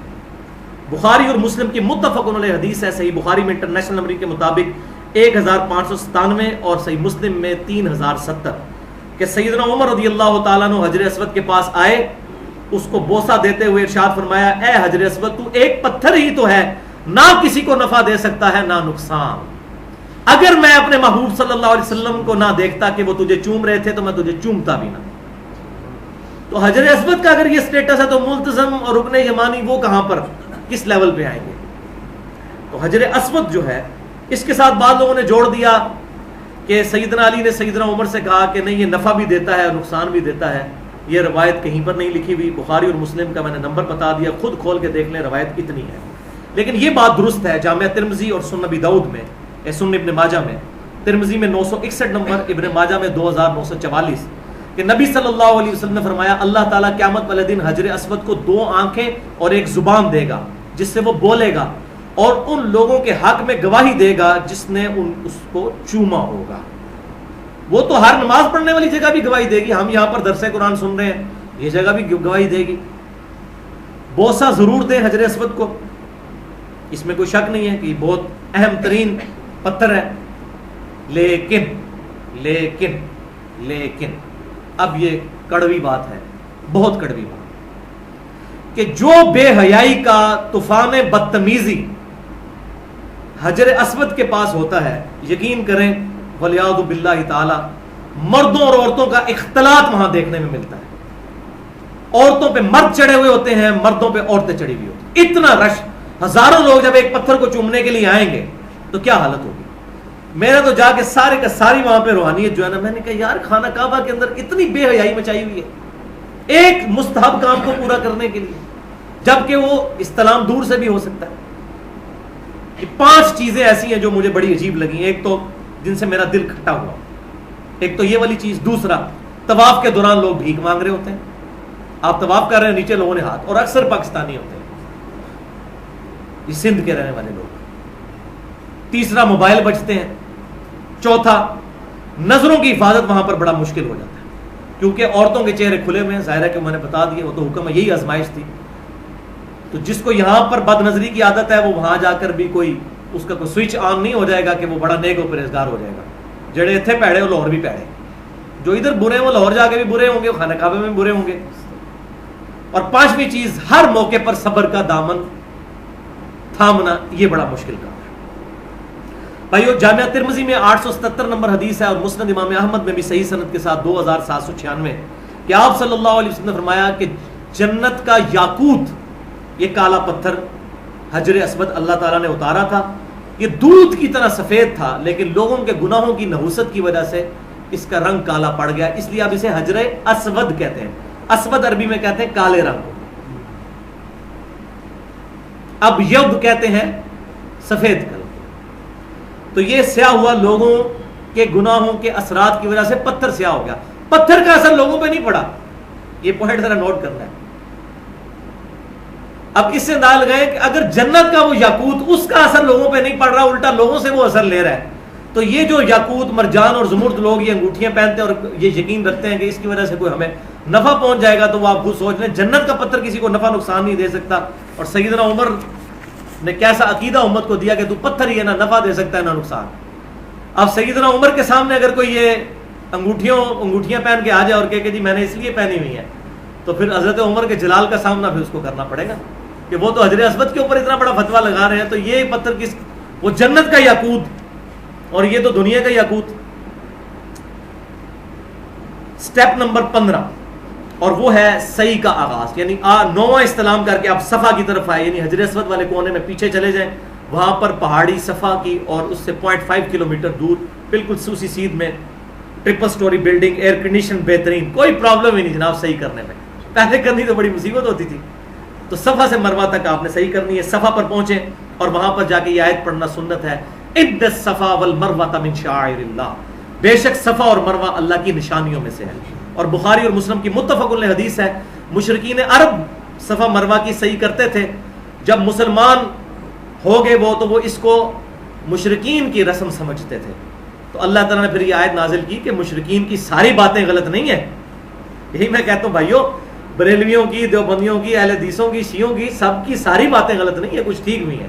تو مشرکین کی بھی ساری باتیں غلط نہیں تھیں. اللہ تعالیٰ نے فرمایا نہیں، صفا اور مروہ اللہ کی نشانیوں میں سے ہے. یہ نہیں کہ وہ کر رہے ہیں تو تم نے نہیں کرنا، یا سکھ داڑھی رکھتے ہیں تو مسلمان کی ہم نے داڑھی نہیں رکھنی، اس طرح کی ضد نہیں. تو یہ پھر آیات نازل ہوئی. پھر آپ صلی اللہ علیہ وسلم نے وہاں کھڑے ہو کر کہا، ابدأ بما بدأ اللہ بہ، میں بھی وہیں سے ابتدا کرتا ہوں اپنی صحیح کی جہاں سے اللہ نے شروع کی، یعنی ان الصفا، پہلے صفا، والمروہ، اور مروہ. تو میں صفا سے صحیح کا آغاز کرتا ہوں. سٹیپ نمبر 16، صفا پہاڑی پر ابھی تک وہ پہاڑی چٹیل پہاڑ کی چھوٹی سی انہوں نے حصہ رکھا ہوا ہے، اس پہ انہوں نے اپاکسی وغیرہ لگا کے اس کو ایسا کر دیا کہ اس کے اوپر سے کوئی پتھر وغیرہ نہ توڑے، کیونکہ یہاں سے لوگ جو جاتے ہیں وہ تو چھوٹی چھوٹی کینچیاں بھی جیب میں رکھی ہوتی ہیں، غلاف کعبہ کاٹ رہے ہوتے ہیں جیب میں ڈالنے کے لیے، اس کے عجیب و غریب حرکتیں کرتے ہیں. تو انہوں نے پتھروں کے اوپر موٹی کلر کی اپاکسی ٹرانسپیرنٹ چڑھا دی ہے، سمجھیں آپ ایلفی کی کوئی فارم ہے کہ اس کے اوپر سے کوئی پتھر اکھاڑ نہیں سکتا. تو وہ ابھی اس کے نشانات باقی ہیں. وہاں پر کھڑے ہو کر قبلہ رخ ہو جائیں، وہاں سے قبلہ رخ آپ کو خود بخود پتہ چلے گا، کیونکہ صفا مروہ میں بھی قبلے کے اعتبار سے لائنیں ماربل کے اندر ڈلی ہوئی ہیں. آپ کہیں بھی کھڑے ہوں حرم شریف کی پوری مسجد میں، آپ کو قبلہ نظر نہ بھی آئے تب بھی اس کی ڈائریکشن پتہ چل جائے گی. تو ہاتھ اٹھا کر دعا کی طرح ہاتھ اٹھا کر قبلہ رخ، کلمات پڑھیں، اللہ اکبر اللہ اکبر اللہ اکبر، یہ 3 دفعہ. پھر لا الہ الا اللہ وحدہ لا شریک لہ لہ الملک ولہ الحمد وہو علی کل شیء قدیر، مشہور ہے. اس کے علاوہ بھی ہیں چیزیں، تو ضروری نہیں، لیکن یہ ذکر ضرور کریں. اس کے علاوہ ملتا ہے لا الہ الا اللہ وحدہ انجز وعدہ، یعنی وہ اللہ جس نے اپنا وعدہ پورا کیا، ونصر عبدہ، اور اس نے اپنے بندے محمد صلی اللہ علیہ وسلم کی مدد فرمائی، وہزم الاحزاب وحدہ، اور اکیلا سب کے سب کافروں کے گروہ کو شکست دے دی. اللہ اکیلے. اللہ. پھر دعائیں مانگیں، نبی صلی اللہ علیہ وسلم نے وہاں لمبی دعائیں مانگی، اور پھر یہ 3 دفعہ یہ کام کرنا ہے. پھر وہ اللہ اکبر 3 دفعہ یہ صفا پہ کرنا ہے. اس کے بعد آپ نے مروہ کی طرف چلنا شروع کر دینا ہے. سٹیپ نمبر 17، صفا سے چلتے ہوئے مروہ تک آئیں، 0.75 کلومیٹر 0.5 کلومیٹر تقریباً بنتا ہے، آدھا کلومیٹر. تو مروہ کی پہاڑی پر بھی جا کے یہی کام آپ نے کرنے ہیں جو صفا پہ کیے تھے. البتہ اس دوران ایک دعا آتی ہے المصنف ابن ابی شیبہ میں سیدنا ابن عمر اور ابن مسعود رضی اللہ تعالی عنہما سے کہ وہ یہ دعا پڑھا کرتے تھے صفا مروہ کی سعی کے دوران، رب اغفر وارحم وانت الاعز الاکرم، اے اللہ مغفرت فرما اور ہم پر رحم فرما، بے شک تو عزت والا اور کرم والا ہے. سٹیپ نمبر 18، صفا کے قریب جب مروہ کی طرف جائیں گے تو صفا مروہ کا اگر سینٹر کر لیں، اس کا بھی آگے سینٹر کریں تو صفا کے جو قریب والا حصہ بنتا ہے وہاں پر 2 سبز ستون اور لائنیں بنی ہوئی ہوں گی. وہاں پر پہلے ڈھلوان ہوتی تھی، وہاں سے اما ہاجر رضی اللہ تعالی عنہا، میں نے بتایا ہاجرہ لفظ نہیں ہاجر لفظ ہے، وہاں سے دوڑ کر گزری تھی. تو وہاں سے دوڑ کر گزرنا نبی صلی اللہ علیہ وسلم کی بھی سنت ہے، لیکن صرف مردوں نے گزرنا ہے. وہ مسند امام شافعی میں صحیح سند کے ساتھ 573 نمبر اثر ہے کہ ابن عمر رضی اللہ تعالیٰ عنہما کہتے ہیں کہ چاہے رمل کرنا ہو، طواف کے دوران دوڑنا ہو یا سعی کے دوران دوڑنا ہو، یہ صرف مردوں کے لیے خاص ہے، عورتیں ایسا کام نہیں کریں گی. تو وہاں سے دوڑ کر گزرنا ہے، عورتیں نارمل چلیں گی. Step number 19، second last step, Marwa پہنچ کر وہی دعائیں کریں جو کہ آپ نے صفا پر کی تھی. تو یہاں بھی 7 چکر کاٹنے ہیں، لیکن یہ 7 چکر آدھے ہیں، 3.5 بنے گا. یعنی صفا سے مروہ گئے تو 1 چکر، مروہ سے واپس صفا آئے تو 2 ہو گئے. پھر اسی طریقے سے صفا سے مروہ 3، پھر مروہ سے صفا 4، اور اسی طریقے سے یعنی ون سائڈ کو ایک پورا چکر شمار کیا جائے گا. تو وہ اگر آپ دائرے میں دیکھیں تو 3.5 یعنی اس سے آدھے بنتے ہیں، تو 7 ٹریک بنے گے. تو آخری 20 نمبر سٹیپ یہ ہے کہ مروہ پر پہنچ کر 7ویں ٹریک کے اینڈ میں مرد حضرات جو ہیں وہ یا حلق کروائیں. بخاری اور مسلم میں حدیث ہے، آپ صلی اللہ علیہ وسلم نے 3 دفعہ دعا کی ان لوگوں کے لیے جو کہ حج اور عمرے میں حلق کرواتے ہیں، یعنی ٹنڈ کروانا جسے ہم کہتے ہیں، سر سے مکمل بال اس طرح سے ریموو کر دینا. اور ایک دفعہ دعا فرمائی ہے بال چھوٹے کرنے والوں کے لیے، اس کو ہم کہتے ہیں قصر، اس کو کہتے ہیں حلق، اسے قصر. تو قصر بھی کروا سکتے ہیں، موٹی مشین بھی پھروا سکتے ہیں، افضل یہی ہے کہ حلق کروائیں. بعض وہاں پہ مرد اپنے ٹشن کے چکر میں جو ہے وہ تھوڑے سے بال سائڈ سے کاٹتے ہیں تو وہ احرام کی پابندیوں سے آزاد نہیں ہوتے اور ان پہ دم واجب ہو جائے گا. تو وہ بال ریموو کرنے ہیں، چاہے چھوٹے کروائیں، پورے سر کے بال چھوٹے کروانے، یہ نہیں کہ تھوڑے حصے کے کروا دیے جسے قضا کرنا کہتے ہیں، وہ تو آپ صلی اللہ علیہ وسلم نے ویسے ہی منع فرمایا. پورے کے پورے سر کے بال ریموو کروانے ہیں، چاہے چھوٹے کروائیں چاہے اس طرح کروائیں. عورتوں کے لیے اس میں حکم ہے کہ 1 پور کے برابر یا 2 پور کے برابر چٹیا اپنی اس کے گرد لپیٹ کے اس کے وہ کینچی سے بال کاٹ دیے جائیں، باقی کاٹنے کی ضرورت نہیں، اتنے ہی کافی ہیں. تو آپ جیسے ہی مروہ پر پہنچیں گے باہر جام کھڑے ہوئے ہوں گے، باہر بہت ساری دکانیں، 5 ریال وہ رہتے ہیں، عرصہ دراز سے ایک ہی ریٹ ہے وہ اس کو حلق کروانے کے. الحمدللہ اب آپ احرام کی پابندیوں سے آزاد ہو جائیں گے جیسے ہی بال کٹوائیں گے یا اس طرح بھروا دیں گے. اچھا بال کٹوائیں گے تو 10 ریال لیتے ہیں، اور اگر اس طرح بھروائیں تو 5 ریال لیتے ہیں، کیونکہ وہ آسان کام ہے تو، اور افضل بھی وہی ہے. اب یہ آپ کا مکمل ہو گیا عمرہ. اب سکون سے کمرے میں جا کر چادریں کھولیں، غسل کریں اور نارمل کپڑے پہن لیں، تو آپ کا یہ مکمل عمرہ الحمدللہ ادا ہو گیا. یہاں پر 2-3 باتیں میں ایڈ میں بتا دوں. بعض لوگوں میں یہ عقیدہ ہے کہ جو عمرہ کر لے اس پہ حج کرنا فرض ہو جاتا ہے. یہ 100% جھوٹ ہے. فرض تو ہے ہی حج، عمرہ تو ہے ہی نہیں، اور حج اس پہ فرض ہے جس کی استطاعت ہے. اب جس کی حج کی استطاعت نہیں وہ اگر صرف عمرہ کر لیتا ہے تو عمرہ کرے، نفلی ثواب ہے. لیکن یہ نہیں کہ عمرہ کر لیا تو اب پھنس گیا حج کرے گا، نہیں بھائی. عمرے کا ریٹ اس وقت پاکستانی رمضان کے علاوہ 70-80 ہزار روپے ہے، اور حج کا ریٹ 3 لاکھ سے شروع ہوتا ہے. اب جس کے پاس 70-80 ہزار ہے وہ کیسے حج اس پہ فرض ہوگا جب تک اس کے پاس اتنی رقم نہ جوڑ دیں. تو یہ بات غلط ہے. دوسرا، ایک سفر میں ایک ہی عمرہ ہو سکتا ہے. اگر دوسرا عمرہ کرنا ہے تو واپس میقات تک جانا پڑے گا، وہاں سے 92 کلومیٹر دور. بعض لوگ مسجد عائشہ پر جسے تنعیم جگہ ہے وہاں پر جا کر احرام باندھ کے بار بار وہاں پر کر رہے ہوتے ہیں اور اپنی وہ ٹینٹ بھی چھلوا لیتے ہیں، اتنی دفعہ اس طرح مرواتے ہیں اور بڑے خوش ہوتے ہیں. اور یہ جو کام کر رہے ہیں یہ کسی کے نزدیک بھی جائز نہیں. اہل سنت کہلوانے والے تینوں گروہ، بریلوی، دیوبندی اور سلفی یعنی اہل حدیث نہ اہل تشیع، کوئی اس بات کو صحیح نہیں سمجھتا. یہ سیدہ عائشہ کے ساتھ معاملہ یہ ہوا تھا، بخاری اور مسلم میں ڈیٹیل ہے کہ وہ بھی حضور کے ساتھ حج کے لیے نکلی، اور صلی اللہ علیہ وسلم حج قران یا حج تمتع کرنے کے لیے، تو دونوں میں عمرہ ساتھ ہوتا ہے۔ سیدہ عائشہ کو حیض آ گیا تھا، جو عورتوں کے ساتھ پرابلم ہے، تو نبی صلی اللہ علیہ وسلم نے ان کو کہا کہ بس اب تم تو عمرہ تو نہیں کر سکتی، باقی کام کرو۔ یوم عرفہ والے دن وہ پاک ہوئیں، تو نبی صلی اللہ علیہ وسلم نے بعد میں ان سے عمرہ کروایا۔ حالانکہ حج میں تو عمرہ پہلے ہوتا ہے، ان کا عمرہ بعد میں اس عمرے کا ایکویلنٹ کرایا اور ان کو وہاں سے احرام باندھنے کے لیے ساتھ بھیجا۔ اگر یہ چیز ہوتی تو صحابہ کرام بھی بار بار عمرے کر رہے ہوتے، کوئی ضعیف روایت بھی مل جائے اس کے اوپر، کوئی نہیں ملتی۔ یہ بہت بڑی غلطی، بلکہ اس کو اگر بدعت بھی کہا جائے تو کوئی سخت الفاظ نہیں ہوں گے۔ آفاقی جو ہے اس کو میقات تک جانا ضروری ہے۔ ہاں جو مکہ شریف کا پرماننٹ رہائشی ہے تو وہ تو اس کو بھی تنعیم یا مسجد عائشہ جانے کی ضرورت نہیں، وہ اپنے گھر سے بھی جتنی دفعہ چاہے عمرے کا احرام باندھ سکتا ہے۔ الحمدللہ اس بات کے اوپر اجماع ہے۔ اور آخری بات بھائیو، آج کل آسانی ہو گئی ہے، عورتیں ایسی گولیاں استعمال کر سکتی ہیں جن سے ان کا حیض رک جاتا ہے، میڈیکلی الاؤ ہے، سب اس پہ متفق ہیں، کوئی ایسا مسئلہ نہیں۔ کچھ عرصے کے لیے عورتوں کے پیریڈز رک جاتے ہیں اگر وہ مانے حیض گولیاں استعمال کر لیں، مارکیٹ سے مل جاتی ہیں سستے داموں۔